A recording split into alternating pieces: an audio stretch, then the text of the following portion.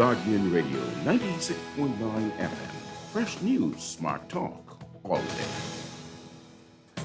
The views and opinions of the hosts and guests are their own and do not necessarily reflect the position of the management and staff of Guardian Network. Wake up, it's a new day. Wake up, it's a new day.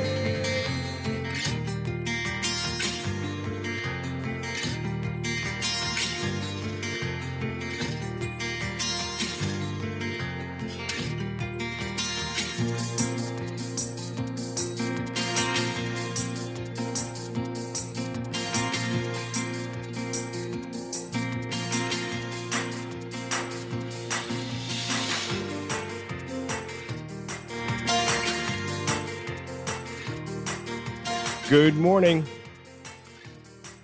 A sick out impacts airports and the hospital. Action expected to continue today. Safety protocols for voting day announced, but some medical professionals say additional restrictions are necessary. It's all straight ahead this morning. I'm Dwight Strachan, and this is Morning Blend. Wake up, it's a new day. Wake up, it's a new day. It's the start of a new way. You know that it's here. It's the start of the end of the old way. Wake up, it's a new day. Wake up, it's a new day.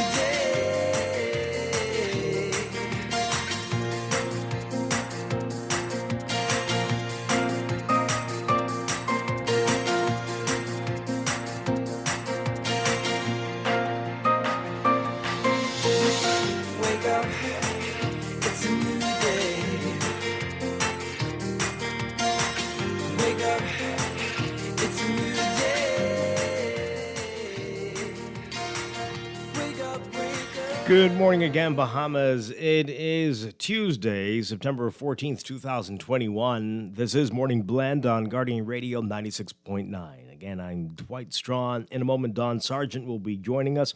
Also this morning in Morning Blend Business, we are talking about public transportation, why so few political parties have mentioned what they plan to do about public transportation, especially here in New Providence and the bus system.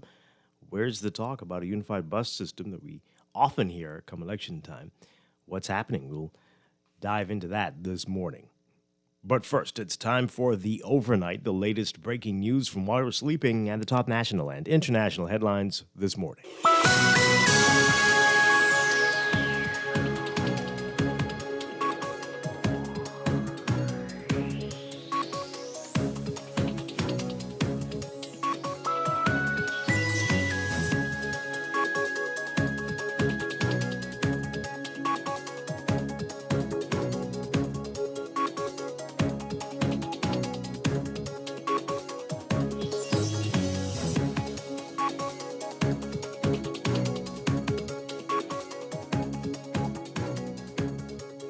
In the overnight services, the Princess Margaret Hospital and several airports on the Family Islands disrupted after members of the Bahamas Public Services Union called in sick over outstanding industrial agreements. Officials from the Public Hospitals Authority were unable to confirm how many employees called in sick, but Director of Aviation Algernon Cargill said 31 employees of airports on Abaco, Bimini, Cat Island, and Salvador did so. That sick-out coming less than a week after the BPSU threatened to shut down PMH and airports across the country as a result of stagnated industrial agreement negotiations with the PHA and the Department of Aviation. BPSU President Kimsley Ferguson declined to comment yesterday. Cargill said security officers and firemen were among those who did not report to work at the airports, but he said management showed up. Cargill saying they received a voice note that was coordinated by the Bahamas Public Services Union to deny their labor today, or that was what he said yesterday. Cargill saying they had to mobilize teams from Nassau who were traveling to the islands to ensure that the airports could reopen. Cargill expressing his disappointment in the union and its position. He said the authority aimed to ensure that there was as little interruption as possible for travelers. The airports were reopened by noon.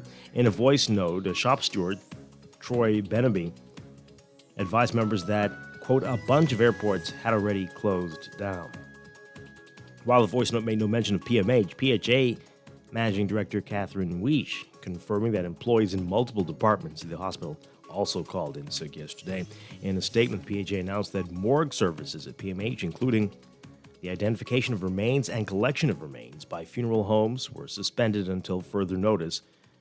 The BPSU, representing ancillary healthcare workers, including individuals who work in the public hospitals, laboratory, and housekeeping departments. Last month, scores of those workers called in sick for about a week. With COVID-19 cases at record highs, the Parliamentary Registration Department has announced measures intended to keep voters safe at polls come Thursday. It says that the department will ensure, through a collaborative effort with the Ministry of Health, that all necessary health and safety protocols and precautions were enforced on Election Day. The department also noted that election workers were encouraged to be vaccinated, or at least have begun the vaccination process, but it's unclear how many of them are vaccinated. It also noted that all voters, poll workers, and election agents are required to always wear a face mask while in the polling place. The statement noted that campaigners will not be allowed on premises within 100 yards of the polling places, and polling sites must maintain a register of all poll workers at each polling station, which lists their full names, shift times, and contact numbers. The statement also noting that classrooms used for voting will be a minimum of 30 feet by 25 feet, and where possible, larger rooms will be used. And while noting that the Bahamas' healthcare system has collapsed, Consultant Physician Staff Association President Dr. Sabrika Pinder-Butler says that the implementation of additional requirements is very necessary to alleviate the burden on hospitals and help save lives as the COVID situation deteriorates further. Pinder-Butler says the implementation of restrictions and discussions with frontline healthcare workers should be a high priority for whichever administration is elected on Thursday. Meanwhile, the Bahamas Medical Council says doctors who spread false information about COVID-19 vaccines are both unethical and dangerous and call for them to face disciplinary action. In a statement, the council says, medicine is a noble and respected profession. We are all held accountable for our decisions and actions. Any doctor who provides disinformation about the COVID-19 vaccines contradicts our ethical and professional responsibilities. Expertise does matter as facts outweigh opinions. Our physicians have stayed current in their fields by representing annual CMEs for relicensure. However, any doctor who spreads disinformation, misinformation, and falsehoods to the public during a time of public health emergency and international concern goes against what we stand for. Overseas, from the United States, California Democratic Governor Gavin Newsom ending his campaign to retain his job in a recall election with a final push from U.S. President Joe Biden, who warned that the outcome of the contest could shape the country's direction on the pandemic, reproductive rights, and the battle to slow climate change. The Democrat who defeated Republican President Donald Trump less than a year ago says that the issues that defined the 2020 race had been resurrected in California with potentially disastrous results if Newsom is removed in the election that ends today. Speaking to hundreds of cheering supporters during a twilight rally in the coastal city of Long Beach, south of Los Angeles, Biden referred to the leading Republican candidate, Larry Elder, as a, quote, clone of Donald Trump. Biden asked, can you imagine him being governor of this state? To which the crowd responded, no. The results of the race in which Newsom needs a majority vote to hold his job are likely to influence the 2022 midterms, when control of Congress again will be in play and the party that controls the White House historically loses seats. They could determine how prominently Democrats campaign on COVID-19 restrictions that many Republicans have decried as unnecessary and overly burdensome. And Tropical Storm Nicholas hitting the Texas coast early today as a hurricane forecast to dump up to 20 inches of rain along the same area swamped by Hurricane Harvey in 2017.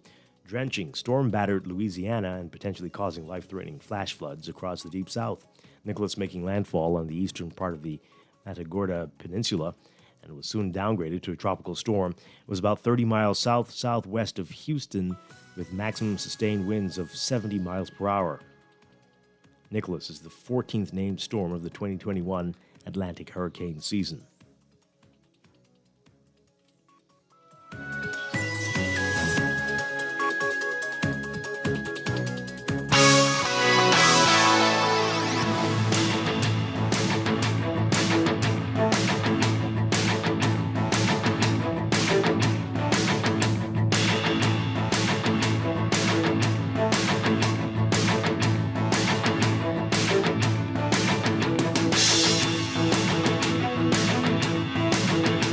In sports, with just a week remaining in the WNBA regular season, Jonquil J.J. Jones is on the verge of accomplishing something that has never been done before by a Bahamian in a team sport in a major professional sports league in the U.S.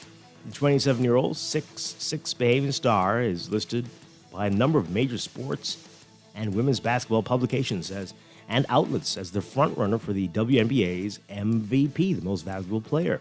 It would be her most prestigious award to date in a professional basketball career, and certainly a major milestone for women's basketball here in the Bahamas.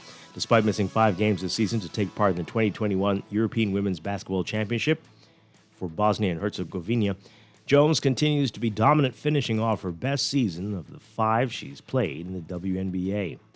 Jones is 4th in the league in scoring at 19.6 points per game and leads in rebounding at 11.2 rebounds per game. She's poised to finish as the rebounds leader in the WNBA for the 3rd time in her 5-year career. She set a WNBA record for rebounds in a season, becoming the first player to collect more than 400 in a season back in 2017. Read more about our accomplishments in today's Guardian Sports section. The Bahamas women's under-20 soccer team arriving safely in Curacao, seeing their first action last night against the Cayman Islands, but the result was unavailable up to press time. We're going to get that for you shortly. They are playing in the CONCACAF Women's Under-20 Championship qualifiers. And after spending 2 of the past 3 seasons in Turkey, Bahamian professional player Dwight Colby signing with Anwil in Poland for the 2021-2022 season, but had that contract voided as he failed medical tests. The team plays in the Polish Basketball League and internationally in the Basketball Championships League, and have won 2 of the past 4 Polish titles and 3 in total. Colby, a 27-year-old 6'9" post player, suited up in Turkey last season, but is facing challenges. You can read more about it in today's Guardian Sports section. And from Monday Night Football, the new Las Vegas Raiders rally past the Ravens in overtime, 33-27. That's sports, and that's the overnight. Time for your first look at weather.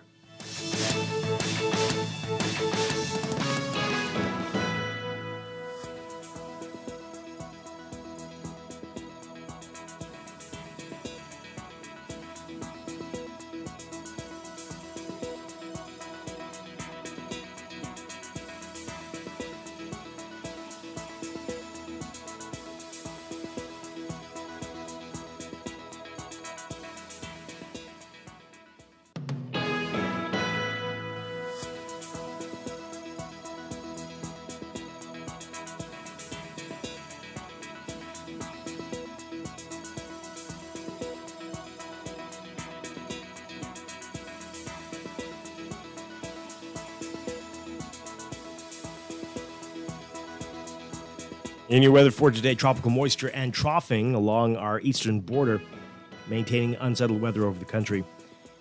Public being advised to exercise caution in flood-prone and low-lying areas, and boaters are to remain vigilant for possible waterspout or funnel cloud activity. And everybody's being reminded to remain hydrated and avoid prolonged outdoor activity, as we're expecting another day with triple-digit heat indices. For all areas today, your forecast calls for variably cloudy, hot, and humid conditions with scattered showers and widely scattered thunderstorms, becoming partly cloudy and warm with isolated showers and a thunderstorm tonight. Gusty winds and higher seas expected in showers and thunderstorms. Winds easterly at 10 knots or less, seas 1 to 3 feet. High temperatures getting up to around 91 Fahrenheit, 33 Celsius. But again, that heat index will make it feel a whole lot hotter, up to 102 Fahrenheit, 39 Celsius. Overnight lows tonight getting down to 72 Fahrenheit, 22 Celsius. That's your first look at weather this morning. We'll tell you more about that low that's near the Bahamas coming up in your extended outlook and a look at the tropics after traffic in just a bit.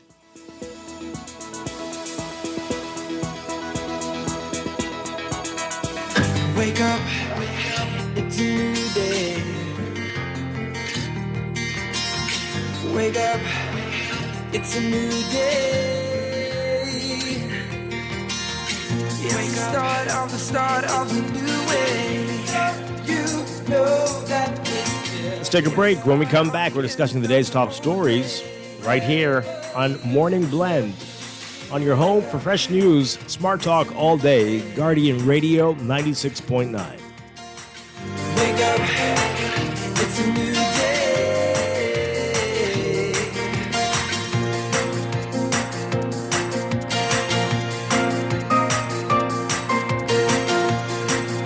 Technology serves to make our lives better, so why not your business too? At Custom Computers, we've been maintaining our knowledge and relationships with top tech companies since 1987 and carry only the most trusted brands like Apple, Microsoft, HP, and more. No company has helped more businesses build reliable IT systems than Custom Computers.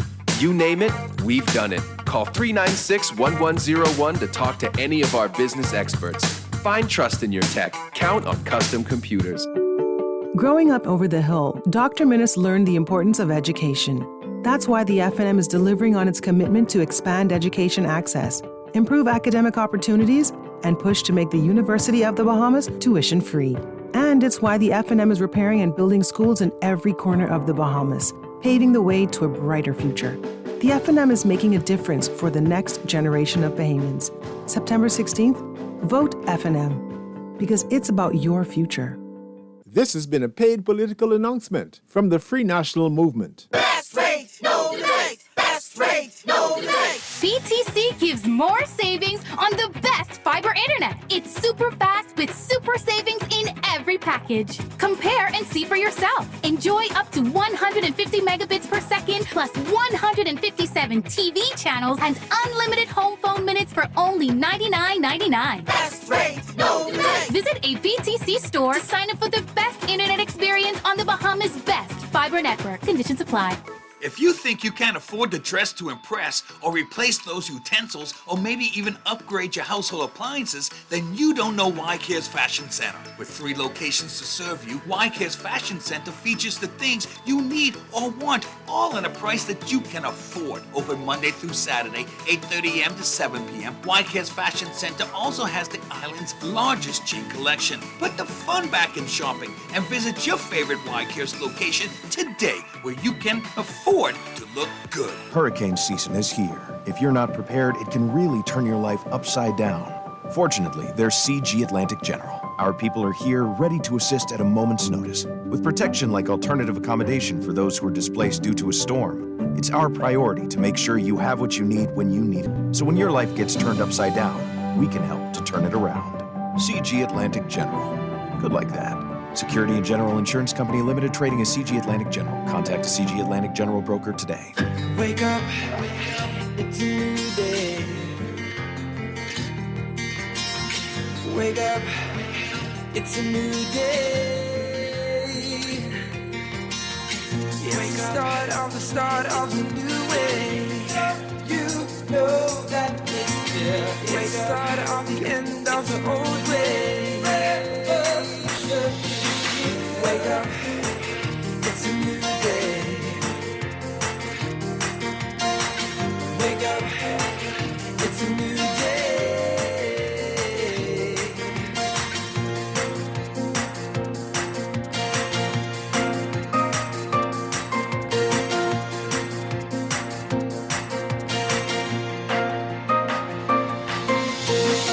Wake up, it's a new day.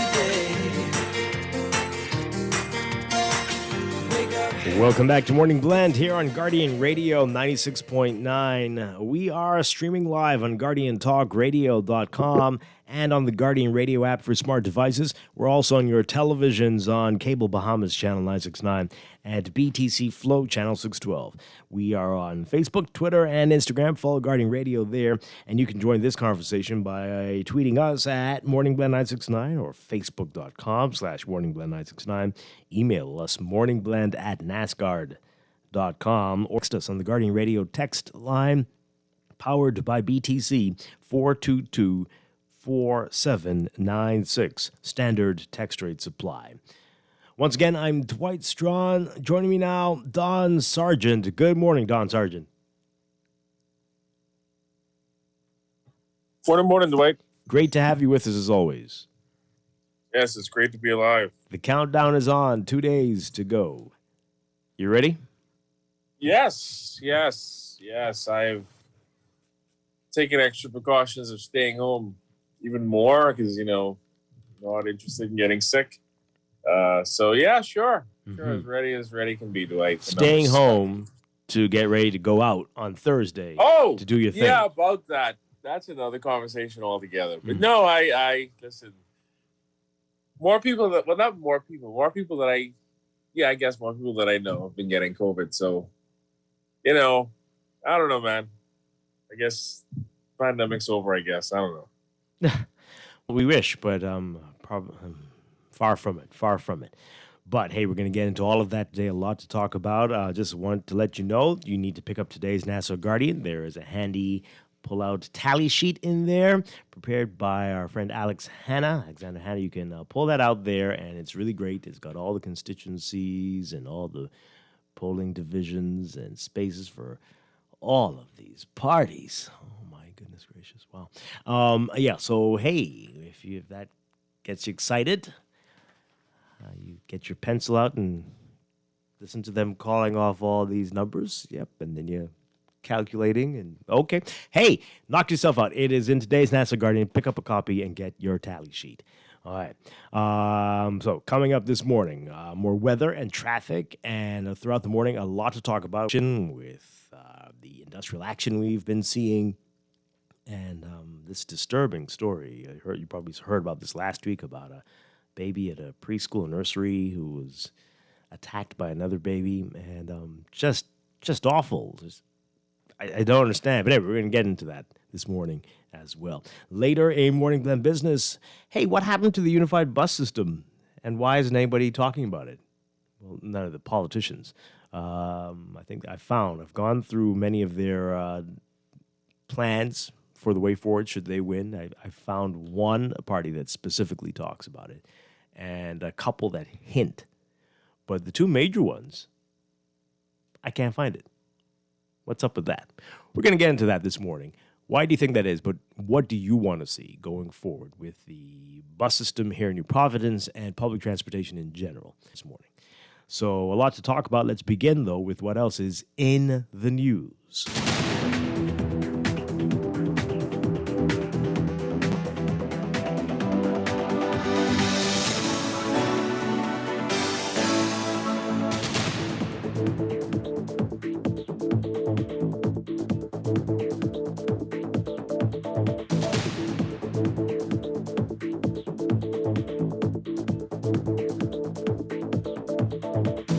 And in the news, a sick out, another one impacting airports around the country and the hospital here in New Providence. We're going to get into that in just a bit. That's a big story. We'll talk about that. I want to begin, though, with the election 2 days away and concerns about quarantined voters, people voting who should be in quarantine or do have COVID, and the public having a lot to say about this, and some medical professionals as well. For more on the concerns, take a listen to this report from our Kyle Joaquin. Feel safe at all. I don't mind if they were to go to another location, put all the persons that are on quarantine to one general location to vote, and let everybody else go to their polling divisions. For some people, going to the polls on Thursday is now an extreme sport, with government allowing those in quarantine to come out to vote. This would put people exposed to COVID and perhaps those with COVID to be in line with everyone else. I do not agree with it. It's not comfortable, especially if you are working as a poll worker, because that put us at risk. The decision now leaving some to question, if voting for them is worth the risk. But on the flip side, there are some who say it's just like going out among others on a daily basis, not knowing who has been exposed or who is infected. I feel that we need to be safe no matter who we're dealing with. So we don't know, sometimes you don't know if you even have COVID, right? Because you may not have been tested. So it's a potential that anyone can come in there who may have COVID or may not. I think once we sanitize, socially distance, wear our masks, and do what we're supposed to do, we should all be fine. Keep the mask on, keep our distance, we should be fine. I'm fine with that. I do feel like they should go to the polls and cast their ballots. For weeks, government officials were hinting that perhaps those in quarantine would miss out on their chance to vote. But Sunday night, the Office of the Prime Minister announced in a statement that those in quarantine would be able to leave to vote. The Parliamentary Registration Department releasing guidelines for safe voting, which include election workers are encouraged to at least have begun the vaccination process. All voters, poll workers, and election agents are required to wear a face mask, and masks must cover your nose and mouth. But the move altogether not sitting well with everyone. Controversy. And so we're very disappointed and concerned as healthcare providers. We know our system is already collapsing. For Consultant Physician Staff Association President Dr. Siprikit Pinder-Butler, it's a move that is irresponsible and leaving physicians disappointed. The staff is burned out. They're also getting sick. And so at a time like this, for us to throw this in the mix, it honestly seems a bit irresponsible.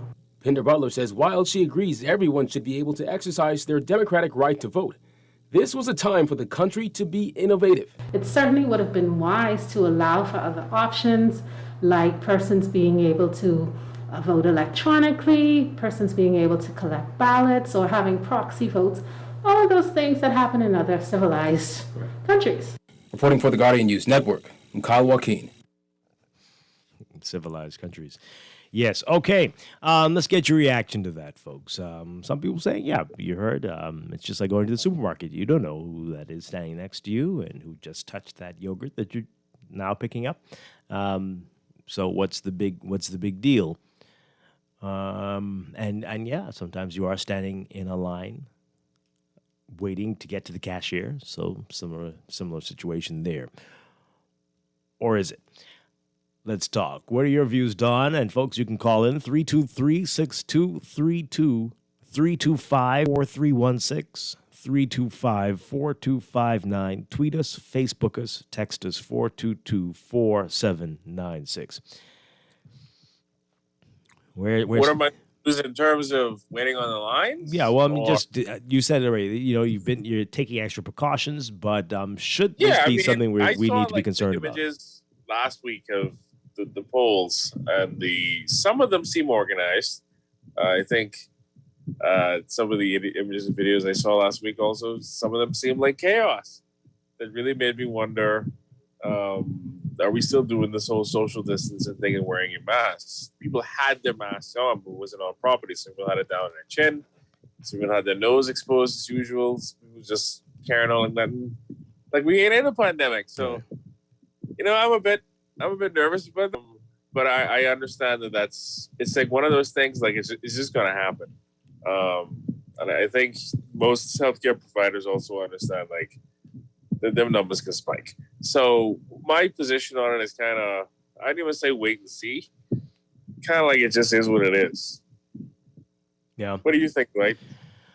You know, it seemed that in some cases, some people were we're adhering to the social guidelines, to the social protocols, right? To social distancing. But in other places, we saw that where the police were struggling to get people to stay in the line, not jump the line, to stand 6 feet apart. And that's the concern there.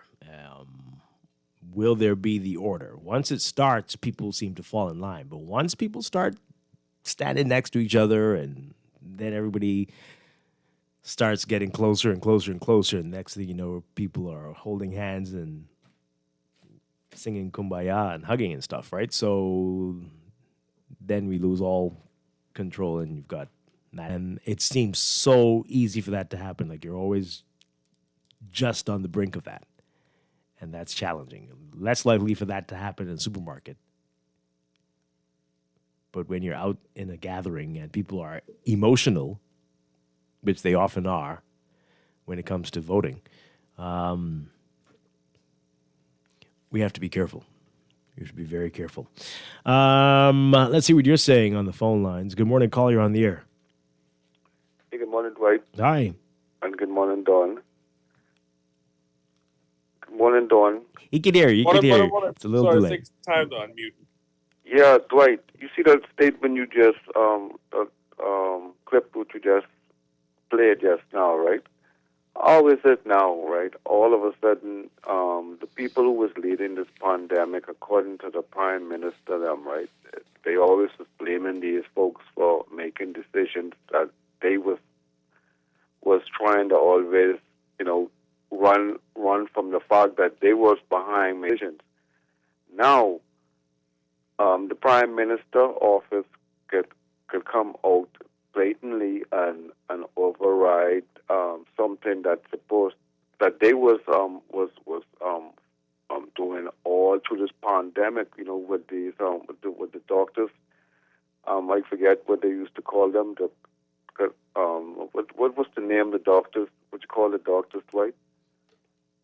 Which ones? I mean the ones who are responsible for decision making of the COVID. For the government. The government always go to them. Well, I forget the name. Pardon? They consult with them, but they don't. I don't think they're Yeah, responsible for the decision they making. consult to them, but at the end of the day, they keep telling us that it's them who are making this decision and not them, not the government. Did you really believe that? No, I never did. Oh. And this statement, what you played this morning proved why I never believed that, because I always knew that the Prime Minister was the supreme leaders in this country, makes decisions, and they use other entity or persons for scapegoat. So that they will say, "Oh no, it's not us. It's the doctors told us to do this." Like they was telling us this all through this pandemic. Now it's the Prime Minister office that obviously, like he said, they came out waiting now and saying what. But to be fair, they did say that the doctors, the medical professionals recommended even stricter restrictions, but they had to balance it. They kept saying that as well. So they made it clear that we are taking their advice, but we have to, if we go by what they say, then people will be locked down for 6 months. But we have to balance it with the economy and the needs of the people. So they've said that. They've made that clear. But it wasn't any one side ruling here, essentially. It seemed to be that way, right? I mean, people don't feel that way, but that's generally what it was. But then I ain't gonna change my feelings towards that, because I can carry a feeling straight into these 2 days what's left, right? Okay, all right. So we have to wait. We have to vote for a change, and that's what I plan to do. So I'm keeping my momentum straight into this direction. So you gotta be safe, man. Okay, you too. Well, there you go. Okay, let's take this call. Good morning. You're on the air. Hi. Good morning. Are you there? No. Okay. Got a lot of text messages. I'm going to read some of these, and then I want to play something from Advanced Poll Day. Some concerns people had then, and we'll see if the Parliamentary Registration Department in their release yesterday are going to address those. But take a look at these text messages. Someone says here, this is good. Okay, morning, Dwight. Good news is not popular, but can you cheer me up today with something positive? Por favor. Gracias.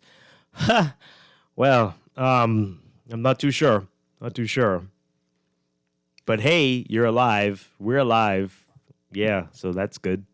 Well, right? Probably this is something to cheer people. I don't know, cheer people up. But is the hospital still baking bread? Is that still a thing? I've not heard anybody talk about. talk about it for a year and a half. But would you really want it now? I mean, would you want that? I don't know. Well, you're gonna go inside? I don't remember. Where No, certainly not. So nobody's really. You know anything about that? You haven't heard anyone talk about it. Nobody wants hospital bread now. What? Everybody's been baking bread, right? Isn't that what they did last year? People were doing sourdough and bread. Making their own. It's not PMH bread. Well, just all the more reason. Different. All the more reason to get well, to get vaccinated, to get back to taking hospital bread, and not be terrified to even drive past PMH anymore. Right. Wow. This one says. Fine. Okay, some of you people really have a lot of issues. We talk often on the show with mental health professionals, but maybe we need to do it more often. This text here. Morning Blend, where you get this song from? It's a new day. Excuse me, texter. Morning Blend has been on the air for nearly 10 years, and from day one, that was our theme song. So you need to stop. Now, if certain people around there... He was riding the wave from that. He was what? From 2012. Oh, so man. Please. Ravy's the prophet, man. You know he's coming. It's a setup. People keep saying that. People say, oh, your theme song. I'm like, no. You tell them to be more original. Tell them to be more original. Okay. This text here. These unions need their money. Much needed tourists were stranded. Unions can do whatever they want. Yes. What? We'll get to that in a second. This person here, Dwight, everybody's complaining about quarantine people coming out to vote. When we go in the stores to shop, how do we know if the person in front of you or behind you on the line is not a COVID or quarantine person? We don't know, so just go through the protocol procedures, and we'll be good. Okay. This text, the issue is 50-50 at best, personal responsibility, and with the elevated risk, would hopefully make everyone more aware of their behaviors. Let's hope. Only the people who want to play like they don't know what country they're living in, this is a big problem. For those who want to be real, persons whom supposed to be on quarantine in this country be all over the place, rallies and motorcades, and whatever election festivities have been happening. Just protect yourself as normal, because this ain't making no sense to be making noise about. Okay. All right.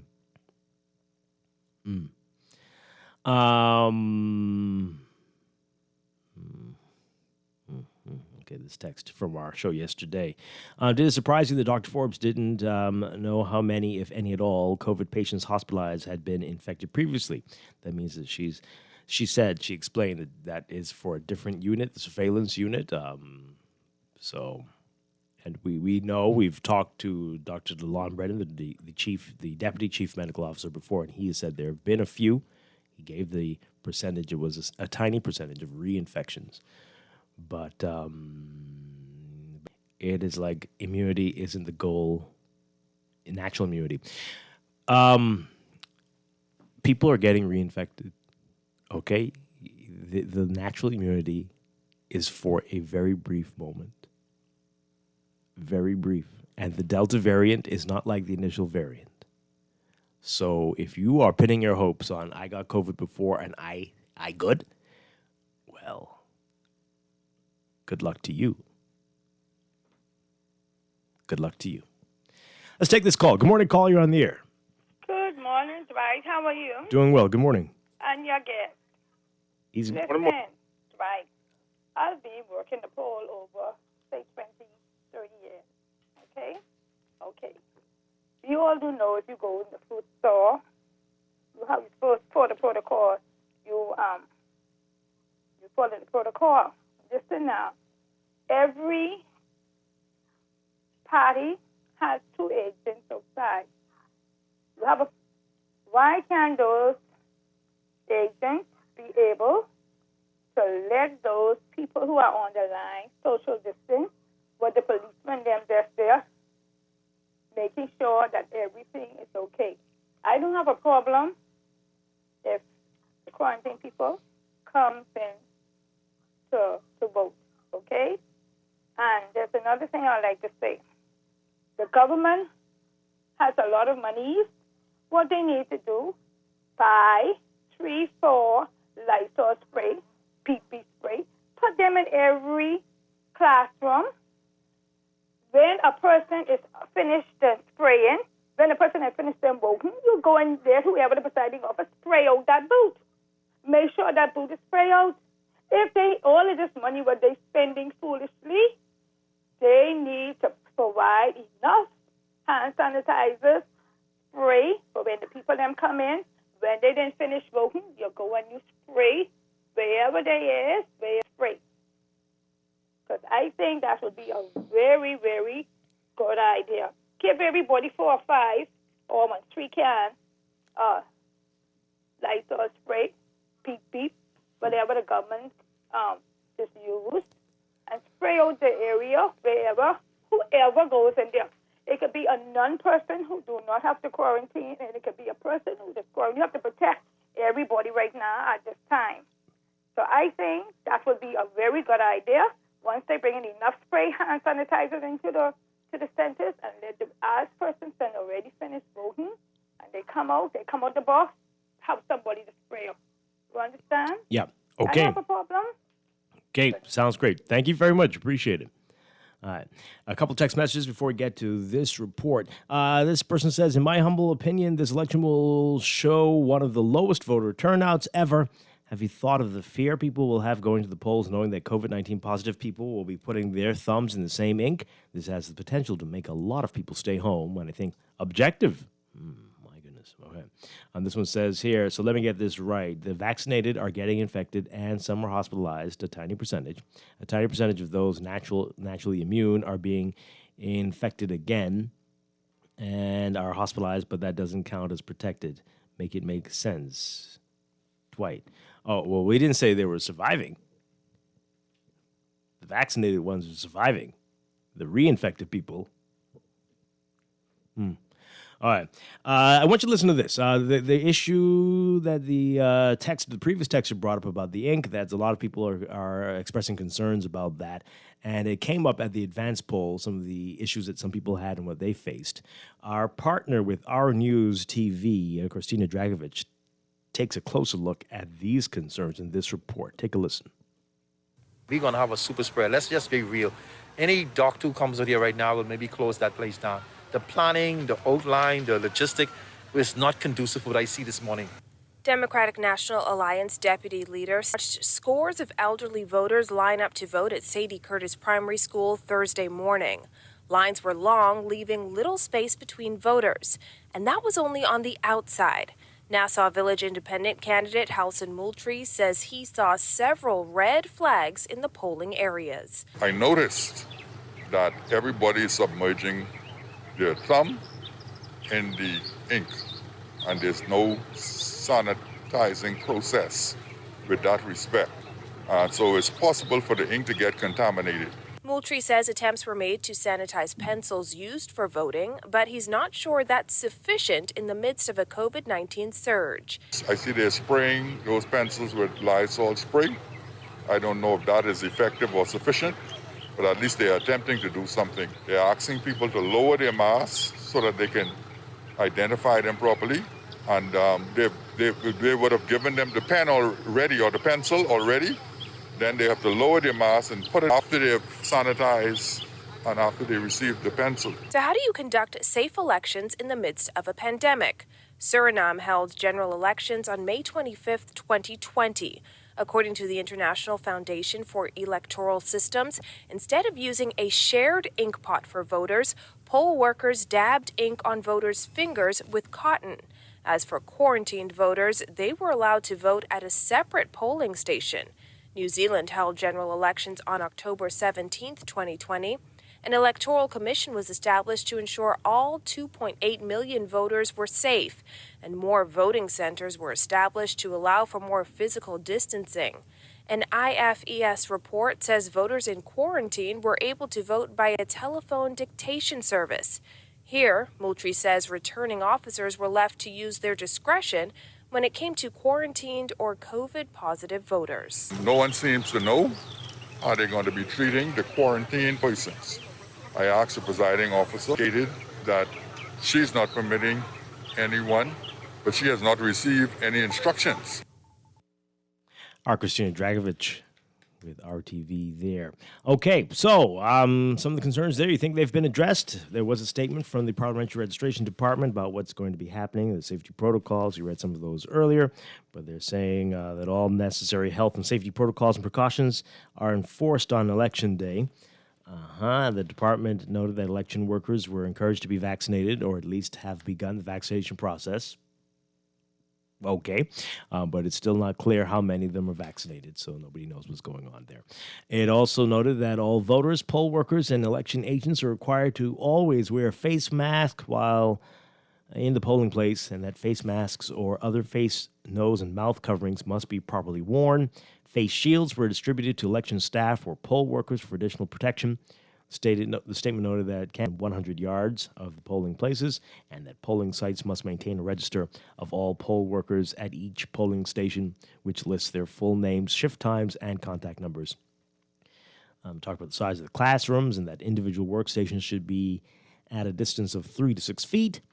It said that all rooms will be properly sanitized before and after Election Day.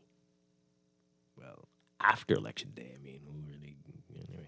Each location used as a polling site and the allocated classrooms utilized as a polling division should have the advantage of natural ventilation with open doors and windows to allow for airflow. Hand sanitizing stations will also be available throughout the polling sites. Surface areas within ballot booths and pencils will be sanitized throughout the day. And, so that's what's going to be happening. Okay. All right. So, what do you say? Let's go to this call. Good morning, caller. You're on. Ooh, okay, let's go to the other one there. Good morning, caller. You're on the air. Hi, good morning. No? Okay. 323-6232. 325-4316. 325-4259. You heard in that report what they were doing in other countries, dabbing cotton in the ink and then putting that on your finger. Do you think they're actually going to do that here, though? I mean, I would like that idea, the cotton dabbing, but... Well, they certainly didn't do it on Advanced Poll Day.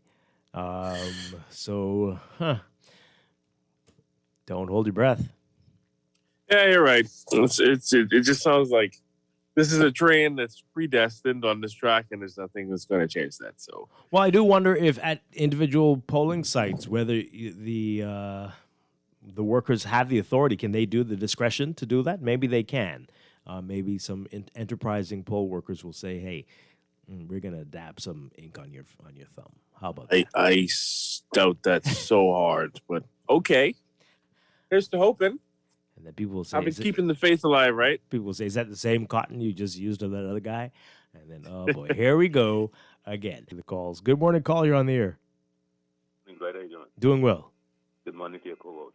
Hey, Dwight, the lady suggestion a while ago, and even Hudson Mutri, and the government talking about using Lysol to sanitize in those booths before and after and all through the day, right? Mm-hmm. But let me tell you something. I mean, what is better than just clean air? Because you know what? Many persons have allergies to aerosols. When you spray those aerosols, what happens next? You start sneezing, you bring down your cold. We need clean air. The government had time enough. They talk about this from a negative air chamber where they use in hospitals. But how about 100% air exchange inside, like certain rooms where you can go in, where people can go and have their mask on. When they pull their mask down, the air is exchanged in the room because it has 100% air exchange. So that when persons walk in there, they don't have to worry about no COVID. The government had ample time, even online voting, ample time to do all these things, but it's all intentional. And on election day, it's going to be mayhem. A lot of persons are going to get sick because even the protocol, mask down when you get inside there to verify who you are. Give me a break. What that means, everyone is going to be getting a little taste of that COVID was in the room because the persons who are infected have COVID, and once they get in the room, Lysol ain't stopping nothing. It's airborne, and Lysol ain't stopping nothing. And the government need to be more responsible, People like, and I see right today, it's like life ain't got no value in this country. I mean, the government could just anything that is. I mean, talking about is against living. And these are doctors making these decisions, and they don't care. If they care, they'll do better. Have a nice day, man. Okay, all right. Thank you very much. Wow. Some more of your messages here. Somebody says here, this is about the theme song issue. Oh, boy. I don't know, Dwight. Yeah, it's been 10 years, but remember, you are a very powerful and influential senior man in the media industry. Yeah, really? You got a lot of jokes. In my low voice, like Steven at the beginning of your Friday shows, on the PLP's A New Day campaign slogan, No influence whatsoever. If it were me, I would have said a whole new world, because a new day when you're still in prison is it really a new day? Is it? Okay. I don't know, Dwight. Let's. I don't know. You have any contracts in the horizon? Oh dear. We'll see. We'll see, Dwight. Yes. Watch me. Okay, another one. To your previous caller, sprays, masks, and hand sanitizer being provided for the polling stations. However, does she really think that will be enough? Well, she said she does. Yes, she does. I think they should adopt what Jamaica did and let the quarantined people and COVID positive people vote last.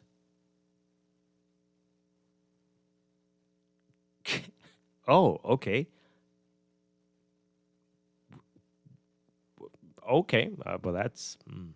That still makes me ask the question, though. Is there going to be a list handed out to every polling division, and they're going to cross-reference the list to say, nope, you can't vote right now because you're quarantined or you're supposed to be quarantined. And that the quarantined people will be willing to go at that hour. No, I can't go right now because I need to be in quarantine, but I'll go at 4 o'clock when all the others are there. Sure. I don't think they'll be that enthusiastic. No. Okay. At the advanced polls, voters' hands were sanitized at the door, so if that procedure is followed, there should be no issue with inking fingers. Okay? Let's hope.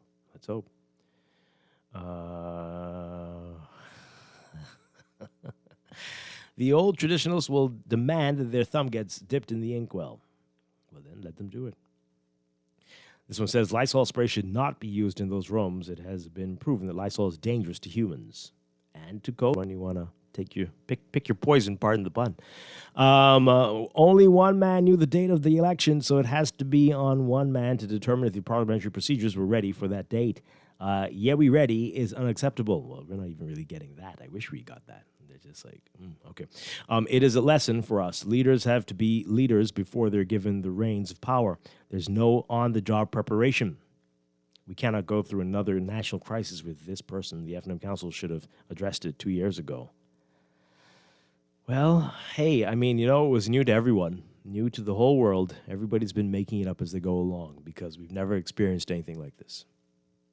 No one who's alive and kicking today has. This one says, I have no problem with quarantine people coming to vote. I will just follow the protocols like I always do in case someone has COVID that I don't know. And someone says, people are all bent out of shape about expensive sanitizers. The science in that simple soap and water will do it. Let's get out of the expensive mindset. All right. Let's take some calls. Good morning, caller. You're on the air. Hey. Morning, everybody okay? Doing well. Yeah, I don't see a problem with the quarantine persons because every day you're going to be running into somebody. You don't know what they have. So it's a matter of just protocols, keeping your distance, so on and so forth. I don't see an issue with it because you don't know who have it. So what's the big deal?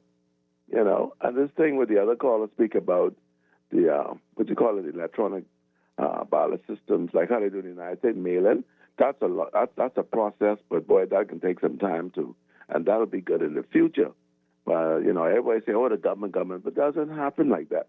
Everything is the government. Things don't be automatic. And by the way, Dwight, for a side joke, boy, sometimes you do sound like a new day. I ain't talking about the song, and I think that's why the person said that. Yeah. You know. And well, let me tell you a joke, because they certainly don't see it that way. They don't think that. So all of you hear what you want to hear, but that's good. Confuse everybody. Like, what is he? Sometimes you get a little sticky, but I understand. I call it the way it is. Sometimes those folks on that side make sense, and sometimes the other folks make sense, and sometimes both don't make sense. That's how it is. True. And I like how Mr. Lang broke it down yesterday, because he was a very experienced minister before about indicators within your agents, PLP and FM agents in the polls. They have certain indicators. Ain't no guarantee, but he surely break it down to explain why persons would say, well, they may have an edge. And I agree, it's how you say it. But so he did a very good job yesterday in explaining what happens in the polls and those cards and stuff that the agents on both sides work with. So that was pretty good. I liked that show yesterday. Okay. But have a good day, man. You too. Thank you very much. Okay. think there's any way to explain that one, but hey. I almost said confuse the enemy. I had to stop myself. I don't know who the enemy. Who is the enemy? Who is the enemy? But anyway. Good morning, caller. You're on the air. Okay, let's take this one before we take a break. Good morning, caller. You are on the air. Hi, good morning. You're on the air. Hey, good morning, Dwight. How are you? Doing well. Listen, one question first. Why do you believe that everyone, they want everybody to get vaccinated? That was a question. Why do I believe? Yeah. Because it's proving that it's a great way to save lives and save people from getting severe infection and from hopefully overwhelming the hospital system. But of course, we were already there. Right. But my true understanding. You're very low. We can barely hear you. I don't know why, but it's. Can you hear me now? Yeah. Okay, I'm saying that the reason why everybody has to get vaccinated is because every single soul on God, right, is going to catch COVID, whether you believe that or not. You can't duck it. You might be able to prevent it for a while, but every single person on God, right, is going to catch COVID. That's why they want everybody to get vaccinated. Now, the mask is going to help you not to get COVID right away, or probably for a little while, but everybody's going to get it. So what they're trying to do, well, the mask would prevent overflooding and so that the hospital wouldn't collapse, but everybody's going to get it right, whether you believe that or not. Okay. You down with that? I could see that happening. I believe most of this country probably has already had it. I wouldn't be surprised. Every single person on God is going to get it. So now the vaccine, and that's why I would promote vaccine. Those who want to get it, that's their preference. But when you get vaccine, it will help you through COVID. But everybody's going to get COVID. So those who have underlying conditions, I'm not saying I'm promoting vaccine or whatever that is, but I'm just trying to do the same thing other persons are trying to do, help save lives. If you get the vaccine, if it helps you through COVID, but it's not going to stop you from getting COVID. Yes. Exactly. Yeah, I just want to say that. But those who are listening, everybody's going to get it. That's it. I believe the only way through COVID is all of us get COVID and we move on, but all of us can't get COVID one time because so much people would die. Very sick and will likely not survive it. Right, exactly. So that's why I would encourage persons to get vaccinated because you're going to get it whether you like it or not. Okay. Thank you very much. Appreciate it. Okay. All right. And should we take that before we take the break? Yeah, let's do that very quickly. If you're there, good morning, caller. You're on the air. Morning. How you doing, Dwight? Doing well. Wonderful, wonderful. Yeah, I just wanted to just to weigh in. Have you had the opportunity to read the Israeli study in reference to the vaccinated as well as the persons who were reinfected? I've read some reports based on it. Yeah, because there were actually a few reports, and on what I noticed, in fact, that persons who were infected before with COVID, based on the study, they're 27 times better protected than those who are vaccinated. And so as a result of that, COVID once should account for some kind of immunity. And, I mean, everyone is just really saying, okay, go get vaccinated, and that's fine. We don't have sufficient vaccination in the world right now for everyone to get it. So we have enough in the Bahamas for everyone to get it. And I understand that. But at the same time, if having COVID is you're 27 times more likely not to get it, that should count for something. But it's just, hey, go get it.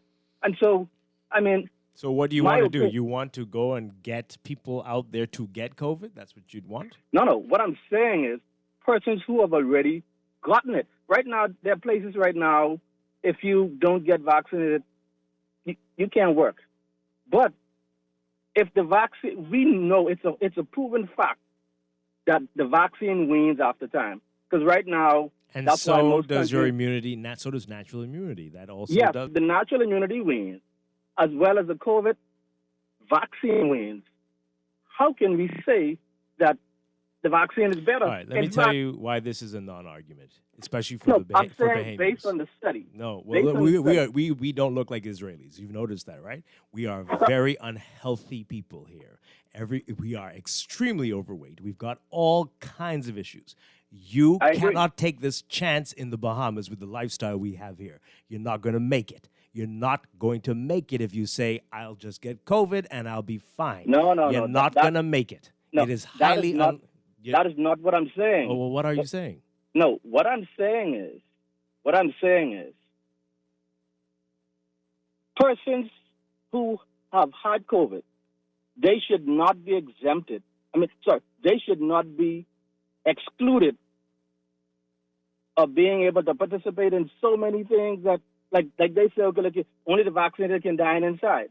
However, if I had COVID and I have a strong immunity How do than you know? those who are vaccinated, How will you know this?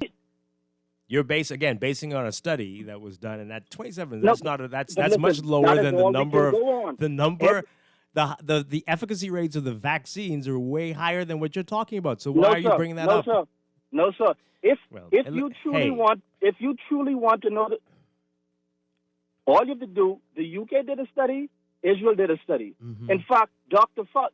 Sanjay Gupta just asked Dr. Fauci on CNN, and he brought the same study to Dr. Fauci, and he asked him, and Dr. Fauci said, okay, well, that is something that we're going to have to look into. But persons have been saying that for a long time. So if the only person who did the study is saying that natural immunity is better, when other persons are saying, okay, look, well, it may wane, we don't know how long it's going to last, you have to go with the study. Yeah. And the study is proving that natural immunity is 27 times stronger. You got to do a Bahamian study before you can go wholesale. Well, we don't do much studies Well, here, try it. And I'm actually one who had it. yeah, and you're not going to get vaccinated. And in fact, there are places that you can go and you can get a test to see if you still have it. Not if you have the COVID. See if you still have immunity to it. Mm-hmm. But I mean, have you no done one that is yet? focusing on that. Have you done that yet? Have you gone and taken those tests? Well, the reality is here, there's nowhere here where you can actually get your T cell count to see how good your immune system is to COVID, seeing that you have it. They can test it to see if you had it, but they can't see how much you have in you. And I think that is important. Well, you can do the antibody test here. You can do that. Yeah, the antibody test. The antibody test. It can show you that you had COVID. Okay, like you can go some places in the U.S. and other countries where they can actually give you your T cell count that you would know. Okay, well, I have this amount, which means my immunity toward this particular virus is very strong.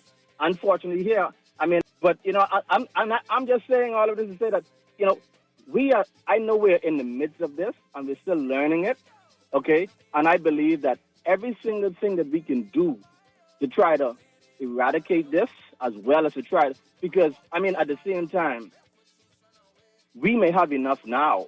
We didn't always have enough, okay? However, there were persons who already had COVID and their immune system could have been strong toward the virus at that point. Yeah. Okay, but we were saying, okay, look, everyone get it. Whereas we could have prioritized, and when we look around the world today, because the larger countries, the richer countries, they're wealthy. They have a whole bunch of the vaccines, and so they, instead of giving the poorer countries more of the vaccine, they say, no, hey, listen, we're going to get booster shots. I hear you. I wish you all the best, sir. I really do. I hope you can call us back and tell us how you're doing. If you well, Dwight, we're going to test that hypothesis right after the election, so there's that. The plenty of folks who had COVID and got reinfected who weren't vaccinated, and it didn't. I know a lot of folks too, but didn't end well. So we're going to see. So, folks, good luck. Good luck. Good luck to everyone. All right, we're going to take a break. When we come back, we're going to change gears. We're going to talk about that industrial action, what they're hoping to accomplish 2 days before the election with this. But we'll get into that. This is Morning Blend on Guardian Radio 96.9. I say to myself, I never speak of what I don't know. Hit the studio, master note. I got to come mash your roads. Ain't wait my time.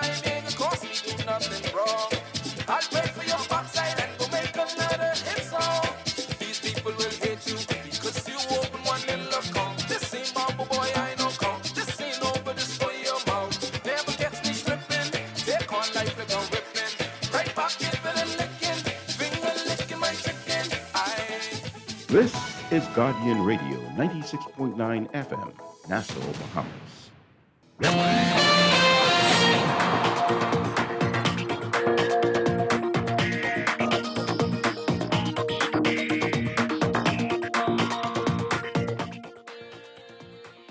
Got your first look at traffic for this morning, brought to you by RBC Royal Bank. Here's what's happening in real-time traffic. We've got Mile Butler Highway, as usual, your hot spot this morning. Heavy traffic from Bling Highway. Gladstone Road also busy for you north of Fire Trail, but you'll notice that heavy traffic in the northbound lane to JFK Drive. Seeing some traffic on Tawny Williams-Darling Highway as you get out of that roundabout with Blue Hill Road, so that's westbound. You're noticing some heavy traffic there. There might be an incident there, so keep that in mind if you're heading westbound out of Independence Drive and Blue Hill Road this morning. Blue Hill Road is also busy for you northbound, north of Soldier Road, especially heading to that roundabout. And further south, near the junction with Soldier Road and a bit at the St. Vincent Road junction. Elsewhere, not looking so bad so far. That's what we're seeing. We'll have another update for you after 8 o'clock. That's your Morning Blend Traffic Alert, brought to you by RBC Royal Bank, banking reimagined.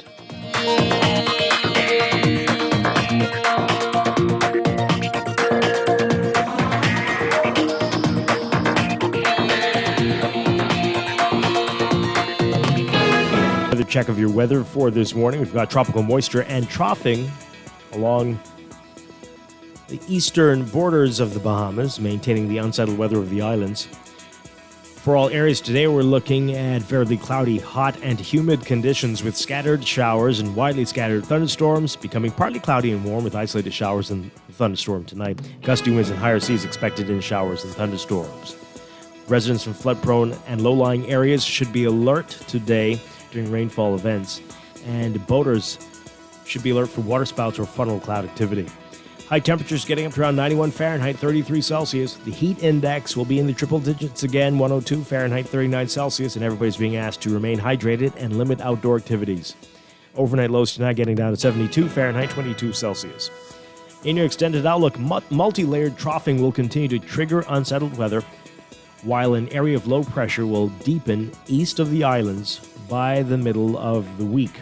So for tomorrow, Wednesday, look for partly sunny, hot, and humid conditions with isolated showers and thunderstorms. Thursday, election day, and hot with widely scattered showers and isolated thunderstorms. In the tropics, we've got Nicholas, located along the middle Texas coast. We've got a tropical wave west of the African coast that has an 80% chance of cyclone formation by this weekend as it moves westward across the eastern tropical Atlantic. And then what we've been talking about all morning, the area of low pressure that's east of us, expected to form a couple hundred miles north of the southeastern central Bahamas.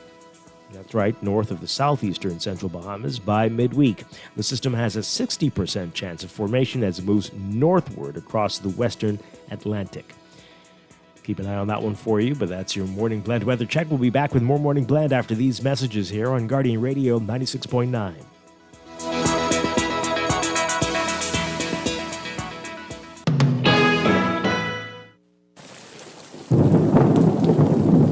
Be prepared for the rainy season with an RBC loan to fund your rainy season essentials. For hurricane shutters, generators, solar power systems, or general home repair, RBC Financing Solutions. Let us help you get started at rbc.com/Caribbean/get-a-loan. Special conditions apply. Reimagine your rainy season readiness with RBC Financing. Technology serves to make our lives better, so why not your business too? At Custom Computers, we've been maintaining our knowledge and relationships with top tech companies since 1987 and carry only the most trusted brands like Apple, Microsoft, HP, and more. No company has helped more businesses build reliable IT systems than Custom Computers. You name it, we've done it. Call 396-1101 to talk to any of our business experts. Find trust in your tech. Count on Custom Computers. There is a better way forward, and it starts by leading with compassion. PLP leader Philip Brave Davis. We're going to respect doctors and nurses, partnering with them to fix the health crisis. Deputy leader Chester Cooper. The same way of doing things just won't work anymore. We'll create new jobs, and new industries. And let's change our country together. This has been a paid political announcement by the PLP. Let me ask you a few questions. What's your name? Pam. Favorite food? Steak. Beer or wine? Wine. Is your money safe? It's under my bed, so I guess so. Are you serious? Yeah, why? Unless your money is in a bank or credit union that's a member of the Deposit Insurance Corporation, there's no guarantee it's safe. Yeah, but what if something happens to the bank? Your Bahamian dollar deposits are insured up to $50,000, so you'd still be ahead. Plus, your mattress might catch fire. Then what? Man, those banks and credit unions are looking good right about now. Visit the DIC's website at www.dic.bs. Protection for your money guaranteed with DIC. Have you heard about the COVID vaccine raffle? If you are vaccinated against COVID-19, you can enter to win amazing prizes like food store gift certificates, hotel stays, beach excursions, and so much more. Even if you are previously vaccinated, you can still enter to win severe COVID-19 infections. Don't delay. Get vaccinated today and enter to win. Visit www.vaxbahamas.com to register. Wake up, it's a new day. This is Guardian Radio, 96.9 FM, Nassau, Bahamas.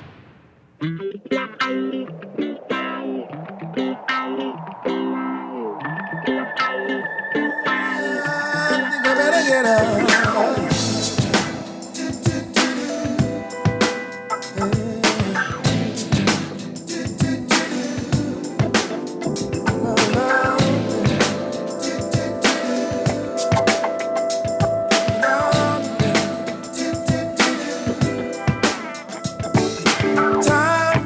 Slipping into the future.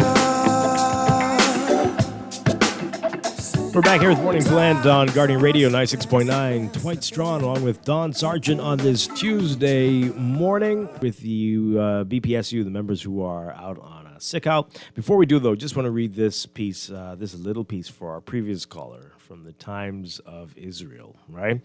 This is important for everybody. Everybody who's nodding in agreement with that caller. Yeah, that's right. Anyway, the study, published online but not yet peer-reviewed, is the largest of its kind. It doesn't take booster shots, now widely given in Israel, into account, but given that most of the world is still giving a 2-dose regimen, has international relevance. But experts are stressing that the results shouldn't be interpreted as discouragement from vaccinating. Immunologist Professor Cyril Cohen of Bar Ilan University, who was not involved in the study, told the Times of Israel, quote, certain people who are not inclined to get vaccinated might be mistaken and think that this means you'd better get sick and not get the vaccine. You'd be better to get sick and not get the vaccine. Such a thinking is medically wrong, and the results of the study do not mean that people should expose themselves on purpose, in case you were thinking that, or that you've already been sick and that you're going to be fine. You're taking a major chance. Why not have both? The natural immunity, if it is there, and the immunity that the vaccine gives you, even if it does wane, and then get a booster shot when that is available. What is the issue there? But we cannot believe that we're still having these conversations 1.5 years into this, and that's not what this show today was going to be about. But just wanted to say that we need to be very careful. And folks listening to him, your outcome may not be like his at all. Keep that in mind. And they do a lot of things in Israel that we wish we did here. But you aren't talking about those things. How about that? Anyway. I mean, Israel's had the world's most aggressive vaccination campaign. So you couldn't literally go certain places. I mean, it's still kind of the case. You can't go certain places in Israel, even as an Israeli citizen, unless you're vaccinated. They negotiated really hard to get their hands on as many vaccines as they had. They paid sometimes double, if not triple the cost to secure all those vaccines. So it's not a simple black and white situation. But again, we're going to be testing this anyway, because our numbers are going up. So, and also the context, as you said, Dwight, isn't necessarily the same. Wasn't there a study, I think, prior to the pandemic that almost 40% of Bahamians, adult Bahamians, has a chronic illness. Yeah. Non-communicable chronic disease. So that also further complicates things with pre-existing conditions going in. Have no idea they have them, and because True. they don't go to the doctor, and so people just walking around on faith. I don't know what's happening, but we can't. Don't do that. Don't compare yourself to Israel. Come on now, seriously. If I wish I could read some of the texts that people have been sending about. Anyway. But let's leave that there. We've got to move on. The big headline in the National Guardian, sick out impacts airports and the hospital. Again, action expected to continue today. For more on what happened yesterday, and again, expected to happen again today, it's a lot of agains, take a listen to this report from our Berthany McDermott. Aviation Director Algernon Cargill is slamming illegal strike action after staff at the airports on Bimini, Cal Island. He was surprised by the move, which he found out about from a voice note that went viral. So until I heard that voice note, I was not aware that there was a labor issue.